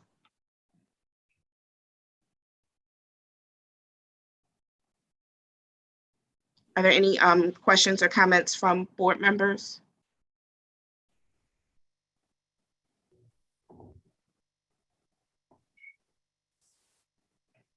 Just one quick question to Joseph. Just so I was looking at the plan viewer versus what's being shown as the survey of the parcel. The survey that's in the report is actually the appropriate lot size, so it is just limited within here, because on property view, it shows an L-shaped parcel.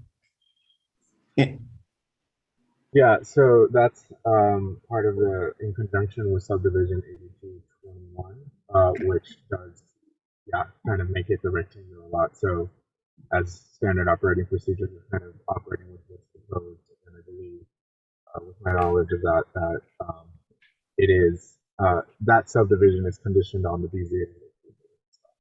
No, and I'm just trying to make sure we got it properly clarified, because I know that delineates the difference between what's considered a front yard versus a backyard. And I mean, in that case, let's say if it was that full L-shaped parcel, no, that's not what's in front of us. We'd be talking about a front yard or rear yard setback on Sapphire Street versus something else. And I'm gonna come back to an earlier point that I made.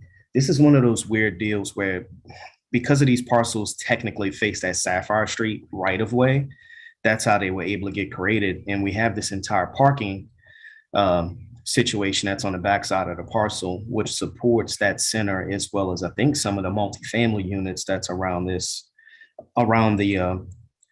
parking lot between Opal and Sapphire. So I think it just makes a very different situation when you look at this application. My only other hangup is really more back to the applicant on the signage side of the equation. Has there not been any attempt to look at how to reduce the signage for this? I understand you tried to reference the previous application, but I'm gonna tell you that one, I remember that application rather well. Not exactly the best of memories in applications that came before us. So for instance, there's this more to love reference on the front of the building. Is that necessary on the side of the facade? And is that being calculated into what's been applied for? Yes, that's part of the calculation in what's being applied for. And to give a little more information on the sign and how it's being signage and how it's being calculated, the 150 square feet that you see is including the signage on the front. So all of the signage you see on the front, including that, and it's including signage that is on the back as well. So again, just for whatever it's worth, referencing the previous approval by BZA of 164 square feet, and that would have been for a frontage of only 60 some odd feet, which would have been a 97-foot variance actually, or was awarded a 97-foot variance. In this case, it's a 75-foot frontage. And so the variance would be at most 75 feet, so far less. Plus, if we consider that of that, only a portion of that is actually on the front, and a portion of it is on the back. By back, I mean Sapphire. So not all of it is even on the same frontage. And in a sense, this functions really like a through lot in a sense, right? If we're gonna use that kind of lot concept, you have visibility on the, what we would call the frontage in front of the parking lot. And then we have visibility on Sapphire as well too. Further, again, it's actually two separate uses, because you've got the restaurant frontage on the strip mall frontage, and then on the Sapphire frontage, you've got the Fat Boys main offices. So the signage for that is representative of the main offices primarily, and the signage on the front is for the restaurant storefront. So, but it's not being treated as two different applications, and it's not two separate tenants. It's still one developer, one principal use with their administrative function off the backside of the building. But when I look at what's still being proposed, a lot of it is being consumed by other signage outside of something that distinguishes what's going to be here. So kind of just coming back to my initial point on, if we looked at it strictly from the Robert E. Lee parking lot facing frontage, can some of that signage be reduced in its overall area to still come in some level of compliance? And again, I guess what I'll reference is also, if you just look at the strip mall itself, if we look immediately to the left, if we're facing that lot, we see the Anytime Fitness, which has a rather large sign compared to its frontage. We see the Goodwill sign, which has the sign that is more square feet than its frontage. So this is the pattern of the area, one, both in its present existence, and then two, of course, as I have referenced in terms of the previous BZA approval, and then also as one of the opposition commenters noted, it's writ large in a larger sense through the study BZA did as part of this study. It's typically, it's typical that you would have signs that are larger than what's presently allowed under our present sign code. And that's even going beyond just the strip mall context. So in a sense, holding this property to the strict signage law that we see today that would be the outlier. So it would be being treated differently than other similarly situated properties, certainly in the strip mall context, which I think is key, and we shouldn't lose sight of that in any conversation we're having on this, but also just writ large in the area. So while I appreciate your question, I think the key here is that this is a strip mall. It's a strip mall that exists, and that this potential user deserves to be treated in that context. And there's no marquee sign. And as Ms. Silvernagle was mentioning, and as you asked in the introductory round, that there's no monument sign there as well. So the ability to have that frontage that you would see in the public right of way is not there. So this is the sign that exists to allow people from the public right of way to identify the brand. So the signage needs to be a little larger because of how far away it is from the public right of way. And I get that that's not favored today, and that this strip mall probably would be built different if it was under today's CZO, but this was built, I believe, in the 70s, and we can't go back and erase that fact. So I'm gonna come back to my actual question. On the signage that's provided on the Robbie Lee side, like in reference, the More to Love signage, is that necessary? So it's Fat Boys Pizza. You've got the image, you've got the branding, right?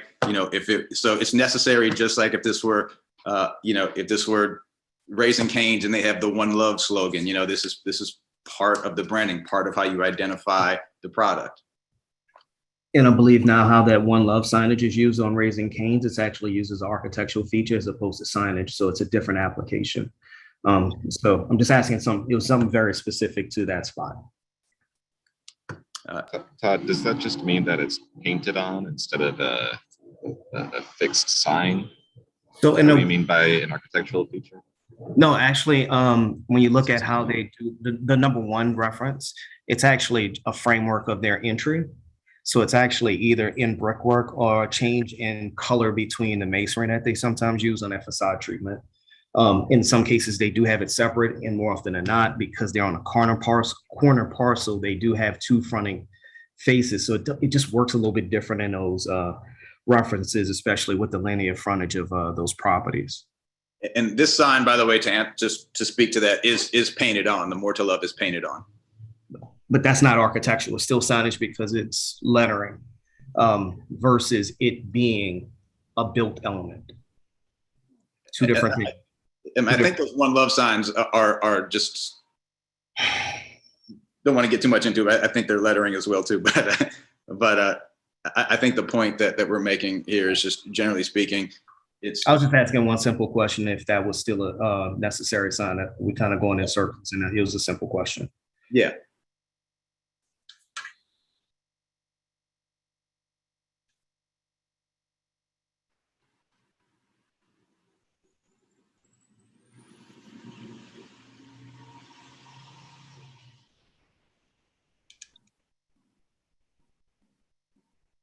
And the only reason why I brought those up, that seems to have the highest level of departure in terms of what the staff is speaking to. I understand the one criteria that's still not addressed with the rear yard setback, because again, that's not the condition of what's built on within this strip mall development. The second one, also with the permeable open space, those two criteria that's not met. Again, it's not truly understanding how this has been set up, because this is almost treated more like a condo format. If you're looking at the strip mall, where each tenant space is separate and everyone has separate ownership models within the strip center. Because I think when this was initially developed, there was one parcel, then it was segregated into individual tenants. also, whenever you get to like parking requirements, some of these other things, what would happen inside of a traditional commercial development where parking is provided on site for something of this scale, it's considered part of the parcel. So I'm looking at it saying that it's very different. And I think like those first two items that's shown under what's been denied, I think can be applicable. The wall signage is something I'm still not really 100% with, unless there's a way to show how to mitigate what the total square footage area of that signage is being proposed as. So I guess a couple of things. One is that of the 150, and I'll let Mr. Silvernail correct me if I say something incorrect. I believe 130 is on the front and 20 is on the back from a square foot perspective. So when you look at it that way, it's in line with what you're seeing again on the other parcels. And then the other ones also have some of them, not all of them, but some of them have back signage as well. Anytime Fitness right next door has signage that I believe is bigger than the signage that we would have on the back as well too. And the Anytime is clearly one use, whereas, we can discuss, I guess, whether or not it's one or two uses between the restaurant and the office on the front and back. So in terms of a mitigation, I would say that it's not even a full 150. It's 20 in the back and you've got the 130 in the front. So the 130 compared to your 75, that's a 55 square foot variance that we're asking. And the previous proposed use of this was awarded a 97 square foot variance. So we're asking a variance near half the size of what was awarded under the previous application. Board Member James, can I ask a clarifying question? Yeah, go ahead. Yeah, so I just want to ask the applicant just to be clear. So you're saying that there's 20 square feet of signage on Sapphire and then 130 total on the Robert E. Lee frontage. Is that what we're hearing? That is correct. Okay, so I'm going to let my other CPC staff keep me accountable, but I'm pretty sure that wall signage is determined by frontage. So the Robert E. Lee side is limited to 75 feet. And so it sounds like the variance request on that side is actually 130 square feet. And any signage on Sapphire Street is therefore allowed up to a collective 75 feet. So if you have 30 on Sapphire, it sounds like that's already compliant. And it sounds like the actual nature of the signage request is actually 130 on Robert E. And the net, by the way, being 150, if you take the 75 and 75, the net is. Don't confuse those 2 miles because it's actually going to complicate it further. I think what Joseph is actually trying to help to clarify is that we really should be looking at them separately to some extent. So I understand what you're trying to look. When we present it that way, it just makes it more confusing. So Joseph, if that's the case, the number as shown is, are we dealing with the correct waiver amount? So if I understand your question correctly, we didn't review we reviewed it for the 150 square feet. So it is a lower amount that would need to be corrected in either way, but I probably confidently say that it doesn't affect our staff's recommendation. All right, but again, let's say if we would have granted, the problem is, let's say if we would have granted this, we don't know what the actual number should be, whether, separate and apart from what the staff's position would be. I mean, we would want to verify with the applicant based on submitted measurements, because that's generally what we rely on as staff when reviewing these types of applications. All right, Madam Chair, I would actually push for a 30-day deferral to allow the staff to remedy this. I know that the applicant probably would want us to move forward, but again, I'd rather us have correct computations as opposed to what we have to deal with. Yeah, Todd, can I add to that before you jump in? If this is the case, I can't find a drawing in here that breaks down what the different signages are. And we've had some cases that came before us where it came down to like literally calculating the space around the actual characters, right? I mean, we had that sign on, or was that on St. Bernard? St. Bernard abroad, yeah. Yeah, where we got really picky about the kerning and the we were like figuring it all out. So it'd be nice to see the breakdown between the understanding what the Fat Boys Pizza sign versus the More to Love versus the dude with the pizza. It would help me at least understand what's necessary versus what's, just kind of branding.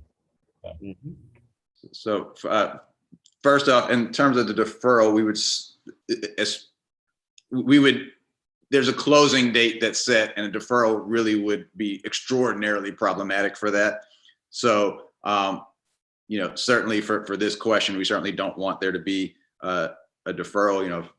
We have, I believe, 10 variances, threshold questions, and I think we've been discussing this one, and so I don't want this to cause larger questions in terms of being able to close, period. To your question, I think Mr. Silvernagle might have your answers. We have it defined on the exterior elevation that the logo is 50 square feet. The arcade sign of Fat Boys Pizza, that will be metal channels with lights inside, that is 50 square feet. And the More to Love, which is painted on the building, which is 30 square feet. On the rear of the building, we have the corporate Fat Boys Pizza's corporate designation, which is 20 square feet, 10 square feet, and then the rear entry to Fat Boys, which is 10 square feet. So our total signage, and the way we calculated those signages, we did not break it out per letter. It is based on a box around the signage. Okay, thanks. I couldn't find that now that I see it. It was very small on the drawing, so thank you. But yeah, I mean, 50 square feet for the Fat Boys Pizza sign, right? That's just calculating them as boxes around each letter, or the whole? No, that's a whole box. That's the box around the sign. So it instead of trying to figure out the legs and the pizza and all that shape, we just square it up and figure out square footage. Did that answer your question? Yeah, it answers it, but it makes me question whether you couldn't come down with it and get the numbers to meet the 75 feet for this facade. And there isn't a way to make that work. I mean, I don't know if we can do a partial here. I mean, is that possible? Can we separate the sign out? We can't, right? They would have to withdraw it. Correct, Missy? And if they withdraw it, they have to start over the MPP process and everything again for a separate application, correct? Correct. So that I'm clear here, the question there was whether or not the variance has to be granted in the exact language as placed here, or whether it could be granted with other more specific or different language, which I think can be done, or what? I think what Commissioner Diaz was asking is if you could just withdraw the request for related to the sign and consider the other requests. And what legal said is that if you withdraw the sign request, you would have to, in order to bring it back forward, you would have to start your process all over again, including MPP.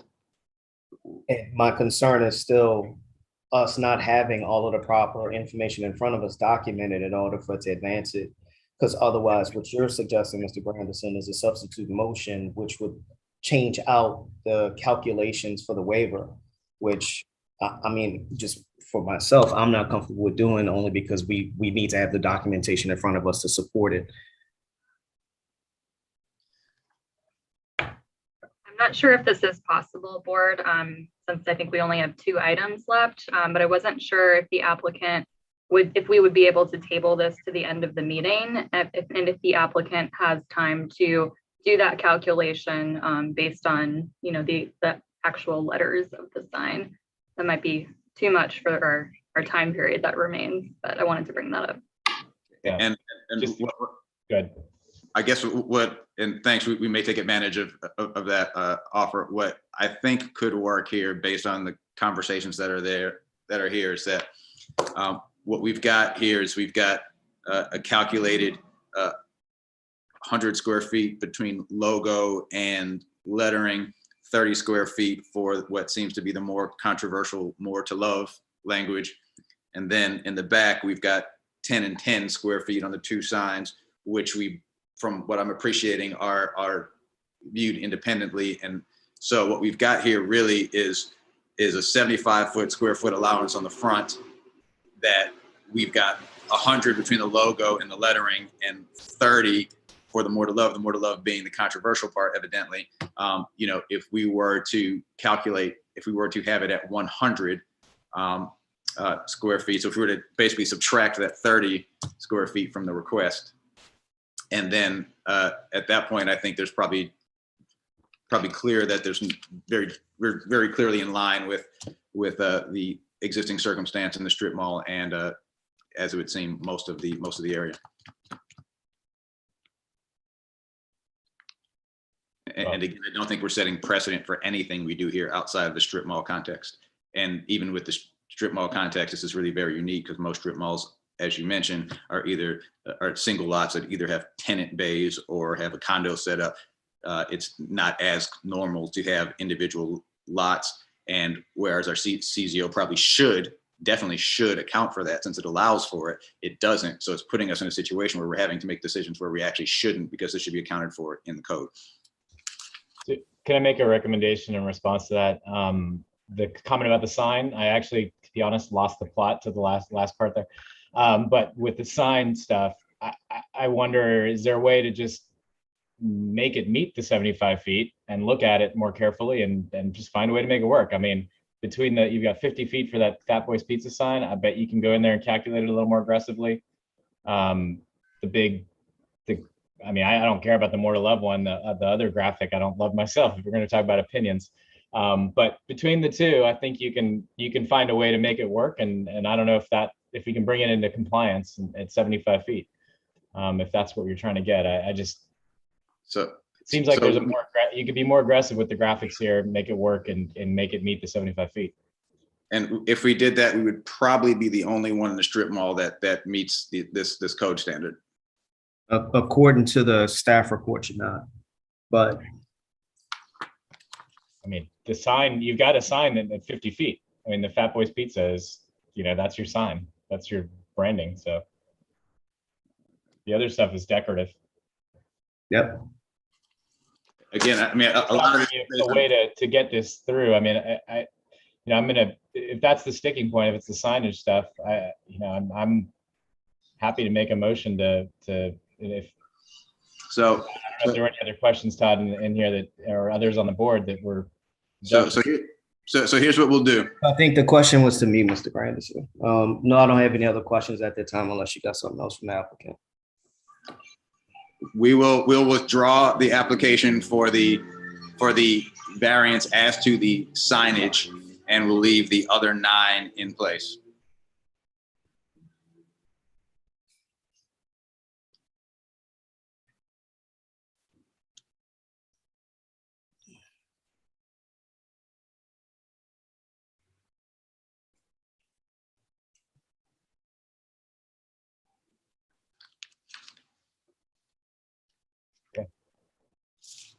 Is there anything need to be clarified there?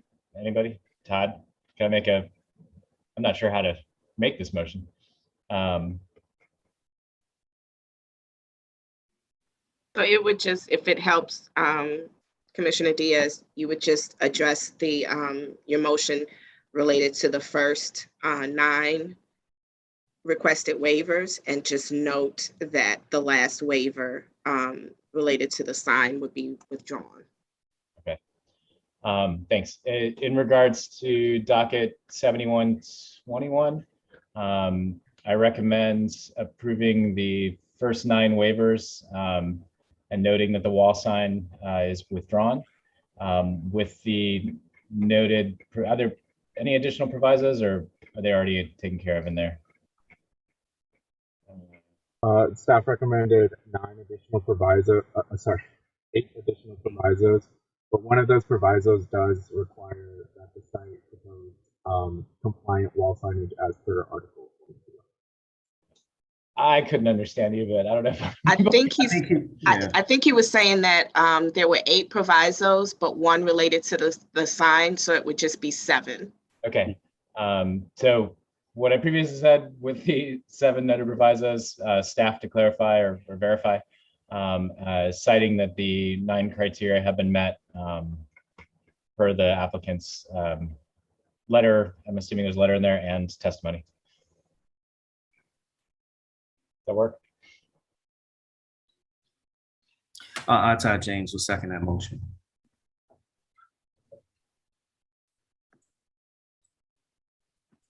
With regard to docket 071-21, it's been moved by Commissioner Diaz, second by Commissioner James, to grant the requested waivers.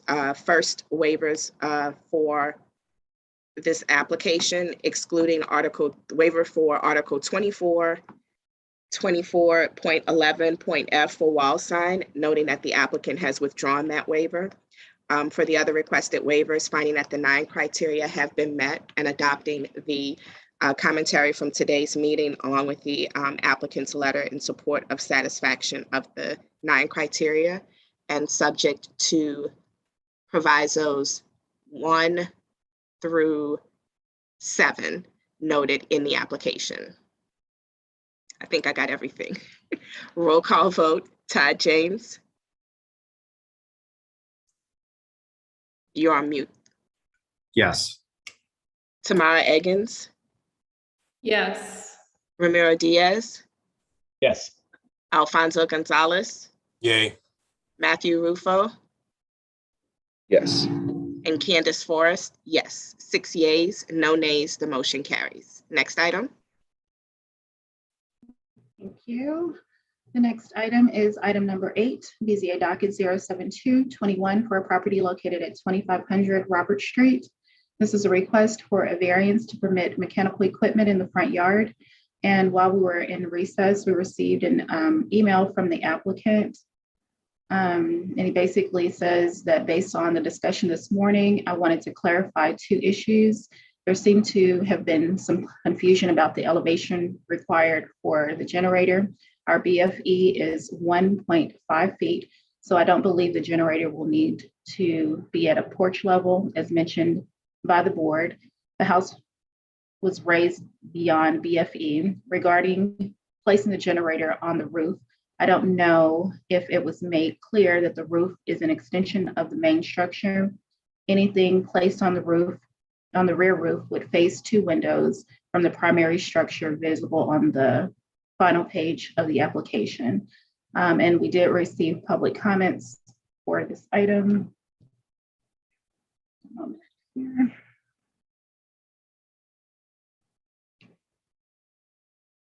Number 8. And I'm just trying to pull it up on my screen. We actually didn't receive public comments. Oh, we didn't? Oh, okay. I thought we did. Thank you. Okay, so no public comments for this item, so no need for rebuttal.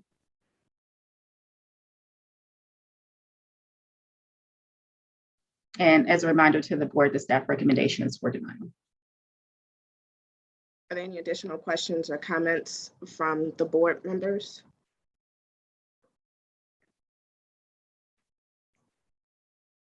I think we had discussed maybe looking at some other options at the back of the property with it up on a platform. Do you know if the applicant, are they still on the call or? He's still on the call. And I think that was what his email partially spoke to earlier. Not on the building itself, but at the back of the property on some sort of platform with space underneath it for if that was feasible. I don't know if that is even feasible. Needs. I guess I would. So I don't know if I can speak or not. I would need to understand what that would look like. I mean, again, we obviously have doors and windows in the back. So, are you imagining a platform that's at the roof level? I'm saying back at the back of the property. Like, at the very back of the property. I see what you're saying. On a platform. I know it might help with some of those setbacks and some of the other things. It would be farther away from the pool, but you could make it into a, you know, some sort of asset, right? Thinking about more than just a generator on the ground, but a platform with space underneath. I don't know if that is even feasible by the code to do that, but just something that could be explored. And I would recommend, that was my thought, to defer it so you could look at some other options that were more creative. You know, some sort of something in the back. I have a really hard time with with this one, honestly, putting it in the front yard, just partly because of the precedent that it sets for others. So just the one issue at the back was the pool distance, and it's 10 feet from the pool to the back fence. So I don't know I guess if you raise it enough and do an angled measurement of 10 feet, perhaps it would be far enough. I'm not quite sure. But then you'd have to be 5 feet from the property line. So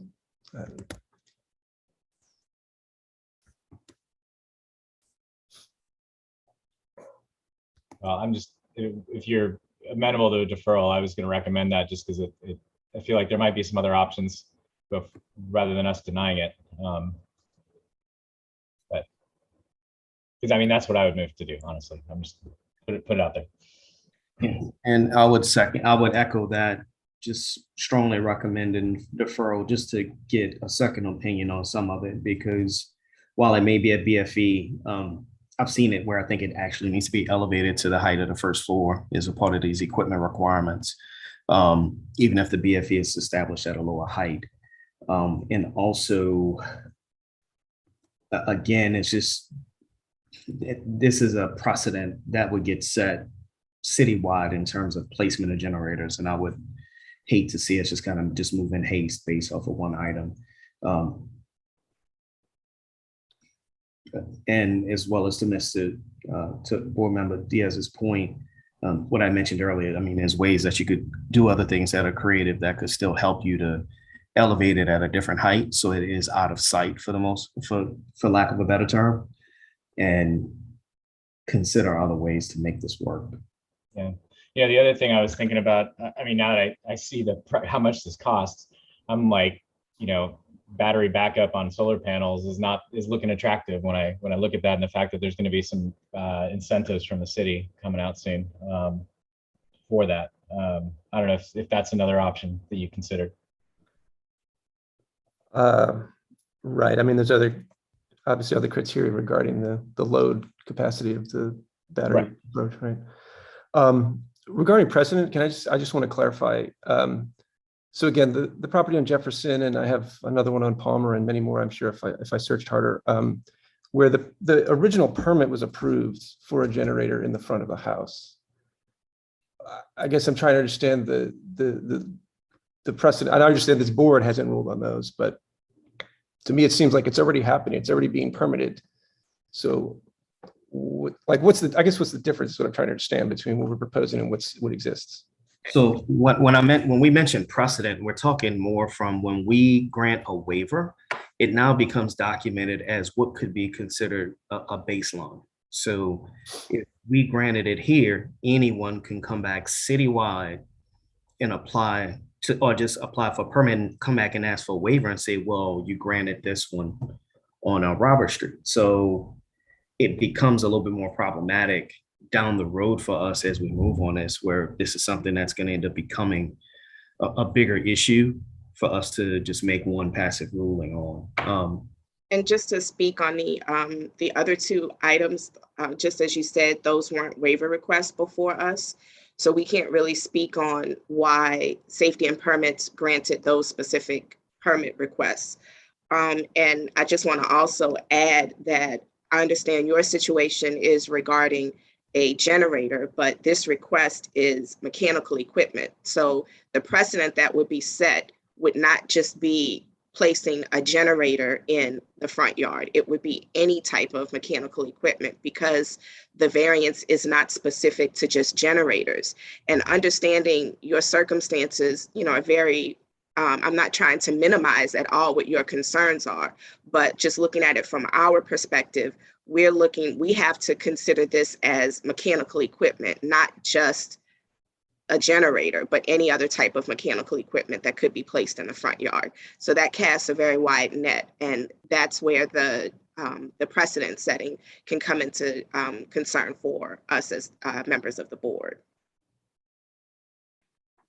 And if I could add one more thing, just our decision process here, when we look at properties, the uniqueness of how a building is on a site, and also the options that we see for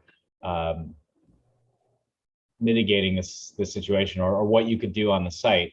And I know this is going to sound terrible, but you could fill the pool and then have the generator, right? So the pool is something that's there as an amenity that's, you know, nice thing to have. It's not a requirement for the house, right? So you could locate this generator in the backyard and it would fit. So I know that's a challenge to hear, but I mean, we've had that before on other property projects where the swimming pool being a pre-existing condition doesn't mean you can't, you know, you now can only put the addition where you want to put it. Well, you build a pool, so you know you're limited. So I think that is also going into my head here as I look at the yard. There are places in the yard that you can fit it, just that there happens to be a pool there. But that, you know, is not set in stone. So anyway, that's sort of my thinking when I look at this. And the other thing that could have happened with those other properties, they may in fact be in front of the house, but they're not within the required setback for the property. And they might not have been caught. So.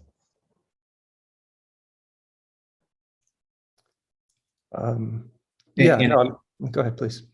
No, and what I was going to recommend is the reason why that deferral was recommended to you is, again, if we moved on a denial, I mean, this kicks you out 2 years from even being able to come back to apply on it as it's currently proposed. So just moving to defer it just gives you the time necessary and not you having to pay for a second application fee. We're just, a lot of what we're doing, we just don't feel as if though we're singling you out in any capacity. We're actually trying to figure out what is the mitigative tool to get you what you're trying to get set up at the property. So. Yeah, and I would also recommend talking to an architect or somebody, you know, the electrical engineers might be able to figure out what the requirements are, but they're maybe no disrespect to engineers, but they might not think creatively as much as an architect would and know all the zoning requirements or the setbacks and things they'll know their mechanical requirements, but they might not know all the other issues and come up with a creative solution that might be more out of the box than I'm going to put it right on the ground next to the site. And additionally, the other concern is just, I know for me personally, I wouldn't want to make any type of recommendation that could potentially be more of a hazard. So, you know, just given the nature of the type of equipment, my concern is making sure that you're able to get, similar to what Commissioner Diaz is saying, someone that can be creative, but is also keeping in mind the nature of the request and trying to find the safest alternative as well. And so one thing to keep in mind, that'll at least give someone how to advise it, because one example of it, you may have windows there, but I think some of that code may tie to operable windows versus an actual window. So just check into a little bit of that as well to see what your true limitations are with that equipment. I appreciate that. Yeah, all the windows affected would be operable. Yeah, I mean, I appreciate the suggestion of getting creative. I just and maybe I'm limited in my creativity. I'm having with all the constraints, I'm having trouble finding one. I'm happy to try to find an architect that can help, I guess. I don't know. It certainly be something that triples the cost, and I know you can't deal with costs, but certainly something that triples the costs, it just becomes infeasible, right?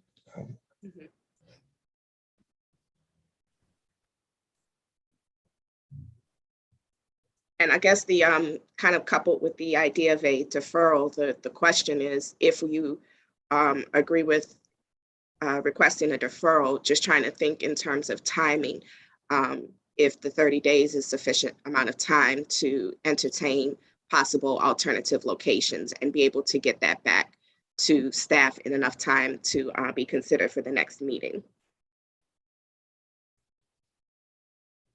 Because I'm assuming you would have to hire or, you know, locate an architect and secure an additional professional to be able to work through this. And before just agreeing to 30 days, I just wanted to make sure you were considering that it may be a 60-day deferral at the least. If I could jump in just for the applicant's information, our staff reports have an internal deadline of November 1st. So you would have to be getting revised plans to Valerie the week of the 25th. But And then that would allow her enough time to incorporate any changes to the report. So, sorry, you said week of 25th of November is when? October, so it would have to be Next week. Yeah. Okay, so I have a week to find an architect, is what you said. No, so if we do the 60-day deferral, that gives you time to work through the process and be able to talk to someone. You may have to find an architect, you may not. I just strongly advise that you talk to some other, just get some advice and from some folks. You may not necessarily need to retain someone. Just meet with planning, confer with them to some extent, confer with safety and permits. You may be able to get some clarity around limitations from them as well. Because to Commissioner Diaz's point, look, getting an electrical sub or contractor to give you direction on this only is just going to further complicate it. And that may be what's driving a larger part of your conversation. Or this direction, excuse me. Right. So the other timing thing is, of course, we had to put down a down payment long ago to get them to even start the process. I hope that, so yeah, obviously sooner is better. I don't know what happens, is it they're going to sell the one we bought or something. So I guess, I mean, I guess if there's no chance of approval, then I would be happy to delay till the next meeting, and I'll try to find someone to suggest an alternative placement. Okay. Madam Chair, for motions in order. Are there any other questions from board members? Well, only thing I'll just mention to him, I'm gonna strongly suggest a 60 and not 30 day. Okay, just give you time to get this clarified. Okay, I understand your frustration, but we don't want to send you down a rabbit hole and really squeeze you. Okay. Yep, that's fair. I appreciate it. Madam Chair, if a motion's in order. Yep, proceed. Madam Chair, I, Todd James, move to defer BZA docket number 072-21 for 60 days. And I'll second, Rami. Yes. With regard to docket 072-21, it's been moved by Commissioner James, second by Commissioner Diaz, to defer the matter 60 days. Roll call vote, Todd James. Yes. Tamara Eggins. Yes. Ramiro Diaz. Yes. Alfonso Gonzalez. Yeah. Matthew Rufo. Yes. And Candace Forrest. Yes. 6 yeas, no nays, the motion carries. And just note my recusal on this next item. And since it is the last item, I'll just sign off at this point. Of course you would leave early. No. All right, the next item is BZA docket 07321 for the property located at 3026 Canal Street. This is a request for a variance to permit the expansion of a secondary educational facility resulting in insufficient off-street parking and insufficient buffer yard. As a reminder to the board, the staff recommendation is for approval of the off-street parking and denial of the insufficient buffer yard. And we do have public comments for this item. The first comment is in support of the application. Marvin Jackson, Principal / CEO, Warren Easton High School, 3019 Canal Street, representing Warren Easton High School. Each year, over 2,500 families apply for 250 ninth grade seats at Warren Easton. Adding the ninth grade academy at 3030 Canal Street will give us the opportunity to offer 150 additional seats to students in the city of New Orleans. The next comment is in support of the application. David Garland, 3019 Canal Street, New Orleans, LA 70119. The expansion of Warren Easton at 3030 Canal Street will provide up to 400 new students the opportunity to attend an A-rated open enrollment public school. The expansion will house only ninth graders and ninth graders with the associated faculty and staff. Student parking is not required since the expansion is for ninth graders who do not yet drive. Parking is for staff only and will be used only on school days between 7 a.m. and 4 p.m. Nights and weekends will be essentially unused and closed to the public. The parking buffer variance will have a positive impact on residential parking. Easton presently, has 6 blocks of off-street parking adjacent to its property, approximately 800 feet of linear parking. 2 additional street blocks are used for bus lanes. All sporting and extracurricular events will be housed in the main campus at 3019 Canal Street. 3030 Canal Street will only be an academic building. The next comment is in support of the application. Mary Myson Gupala at 319 Genoa Street, NOLA 70119. Ward Easton is an asset to our Mid-City community and the city of New Orleans. This new facility close to their home campus will allow them to expand the good work they do for our community's children and hence the city of New Orleans. They have always been good neighbors and we hope that they will continue to be so. The next comment is in support of this application. Rebecca Hurst, 800 Barone Street, New Orleans, LA 70113, representing the applicant. I'd just like to reiterate and clarify a point made in the presentation. The original variance request was for a 59 space waiver. Staff reduced this to a 43 space waiver in light of the rear parking plan. However, the rear buffer waiver is necessary to apply staff's reduced waiver count. We respectfully ask that you support both the parking and the rear yard buffer waiver. And there was no opposition received for this application, therefore no need for rebuttal. And that's the end of the comments.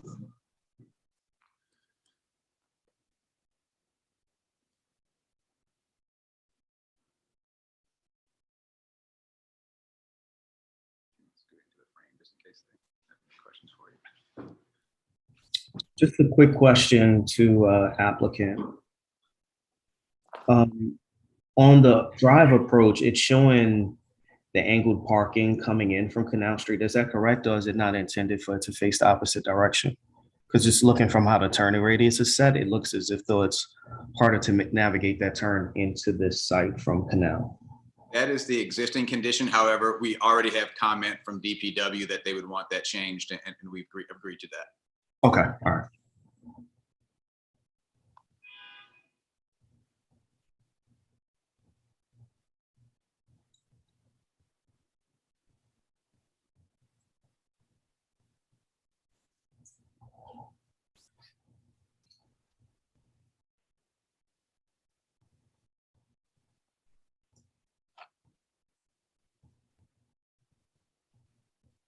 Anybody else on the board have any questions?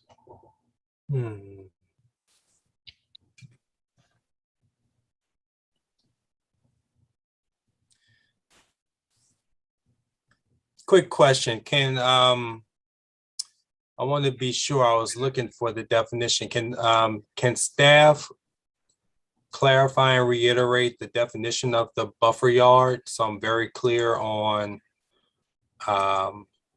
that portion of this variance request. Yes.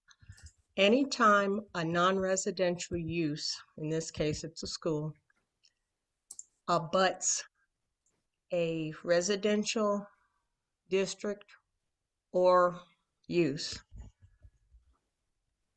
And if there, let me start over. Anytime the parking area of a non-residential use abuts a residential use or district, a 10-foot buffer area is required between the parking stalls and the property line that it shares with that residential use or district. In this case, on the South Salcedo side, there are the 2 side property boundaries. They run perpendicular to South Salcedo. Both of them, but HURD 2 zoning districts, those properties. One of them is at the corner of South Salcedo and Canal. The other one is sort of in the middle of the block there between, you know, it fronts Salcedo, but it isn't as far down as Cleveland Avenue. I don't know if that makes any sense, but those are the two property boundaries that abut residential uses. And in this case, it's also a residential district.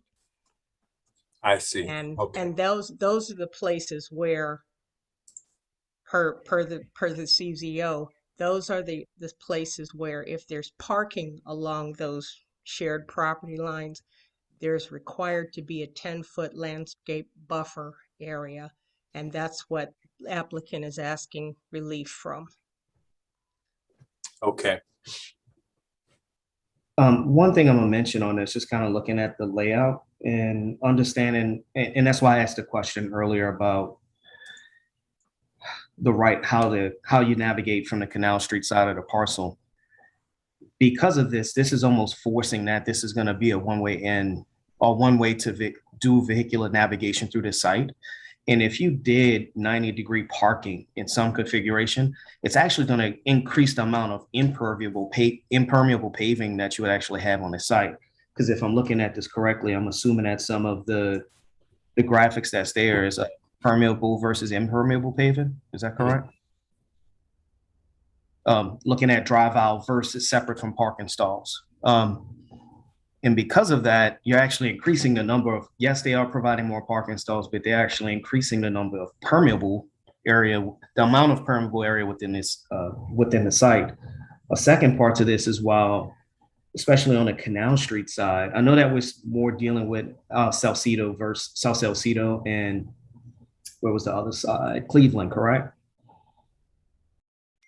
That we're concerned with that buffer? No, just on the South Salcedo area, because along Cleveland Avenue, there's no parking proposed. Right. Along the part of the development site that fronts Cleveland Avenue, there's no parking proposed for that part of the parcel. Got it. All right. So that's why I was really confused on where the actual applicability is coming in. So I'm gonna come back to my point. Because they're only going to be able to exit through Canal, that means they're only going to be able to enter from Salcedo to navigate some of these spots. And due to that, it's actually dictating whether angular parking is going to happen. So there's no other way to really provide some level of a buffer yard in those conditions. And I see that you address that through majority of the criteria, but then there's the remaining three. I mean, I think just the reliance of how this site is pretty unique within itself almost helps to drive the language around the remaining components of it, to see where this would get waived for that remaining portion of this application. That's just my perspective on one part of it. Yeah. Well, and Todd, regardless of whether you enter on Canal or on Salcedo, you're exiting through down towards Gayoso, right?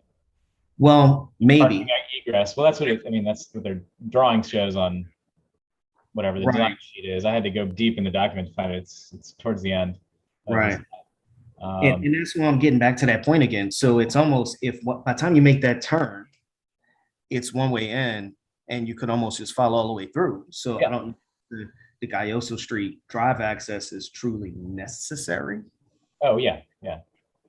But I think there's already a parking lot just south of the parking area that's existing. So I was looking at the aerials trying to understand what was going on, because these look like they're rendered as this. There's buildings where it says not a part, but it's actually a lot of open space. And yeah, I understand what you're saying, Todd. It's like there's not really another way to do this and get the buffer. So exactly.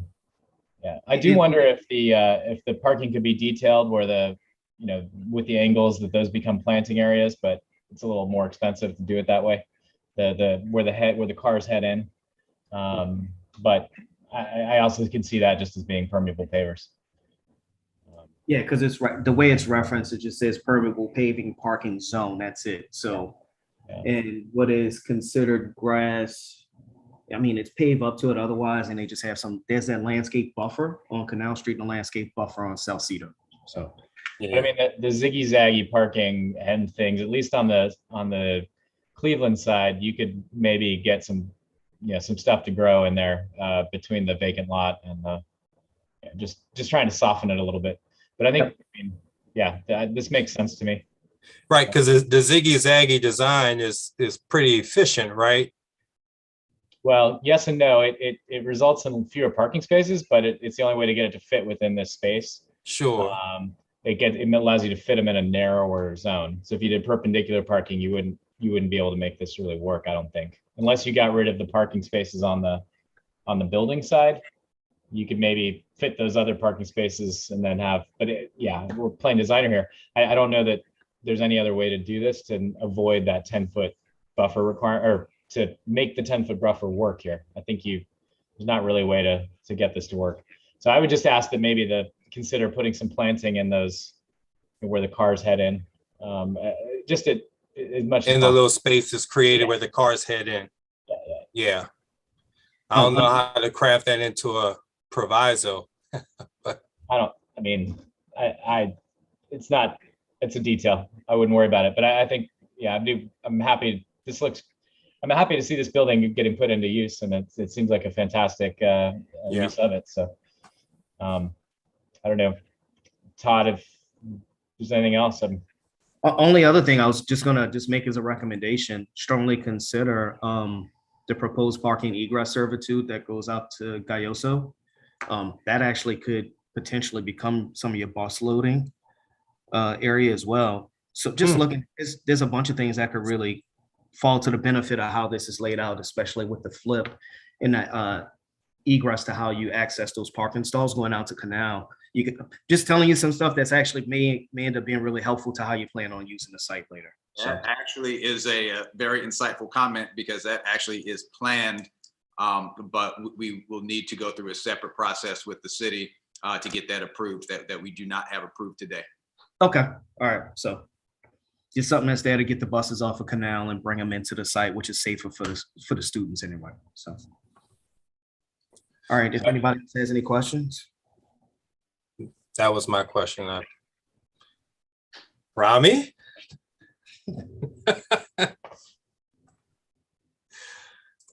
Let's see.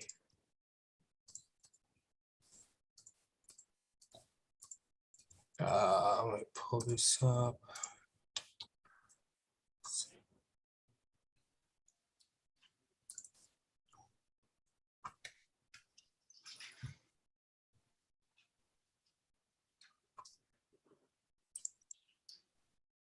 Okay, I'll make a motion. Try. Let's go. Stop me if I trip up on this one. All right, in regards to docket number BZA 073-21, I move for approval of the off-street parking application following the staff's recommendation for the waiver of Article 22, Section 22.4.a, with the 8 noted provisos included. And I am also moving for approval of the request for the waiver of Article 23, Section 23.8 buffer yards, finding the arguments and discussion laid out today to be sufficient in granting the approval. And also, would there be any noted provisos? Are there any variance provisos that would be included standard in granting this approval? I'm looking and I don't see any. The report. Are you talking about the buffer yard? The buffer yard. I did include one. I think that's proviso number 4. I think I don't have the report open, but I think proviso on number 4 says that if you all are inclined to grant the buffer, then an opaque fence needs to be put up between those parking stalls and the abutting property. Sure. Well, I certainly want to include that proviso as per your note regarding the fence being put up in lieu of the buffer yard, and move for approval of that variance request as well. And understanding that the 9 criteria have been met. Understanding that all 9 criteria have been met. Okay. All right, we have a motion on the floor. Do we have a second? I'll second. Rami Diaz. Okay, we have a motion on the floor by Commissioner Gonzalez for BZA and a second by Commissioner Diaz for BZA docket number 073-21. It's approving the request by the applicant for requested waivers of Article 22, Section 22.4A, Table 22-1 for off-street parking, and Article 23, Section 23.8 for buffer yards, reflecting the 8 criteria, the 8 provisos that were reflected in the staff's report to address both waiver requests and understanding that the 9 criteria have been met. Roll call vote, Commissioner Gonzalez. Yay. Commissioner Diaz. Yes. Commissioner Eggins. Yes. Commissioner Rufo. You're on mute. Yes. All right, and Commissioner James is a yes, and that motion passed as moved. Thank you. Being that that's the end of the docket, motion for adjournment. So moved. All right, we have a motion on the floor in a second. Rami seconds. All right, we have a motion on the floor by Commissioner Gonzalez, second by Commissioner Diaz to adjourn today's meeting. Roll call vote, Commissioner Eggins. Yes. Commissioner Gonzalez. Yay. Commissioner Diaz. Yes. Commissioner Rufo. Yes. And Commissioner James is a yes. That motion passed. So thank you, guys. Staff, anything special we need to be aware of ahead of next meeting? Are we okay? Not in particular. We are planning to have the 2022 schedule for your review at next meeting. Other than that, nothing going on. Same link, same channel. We'll see if we can still have Zoom meetings. I'll keep y'all posted. Okay, thank you. All right. See Y'all have a good week. Thank you too. Take care, everyone.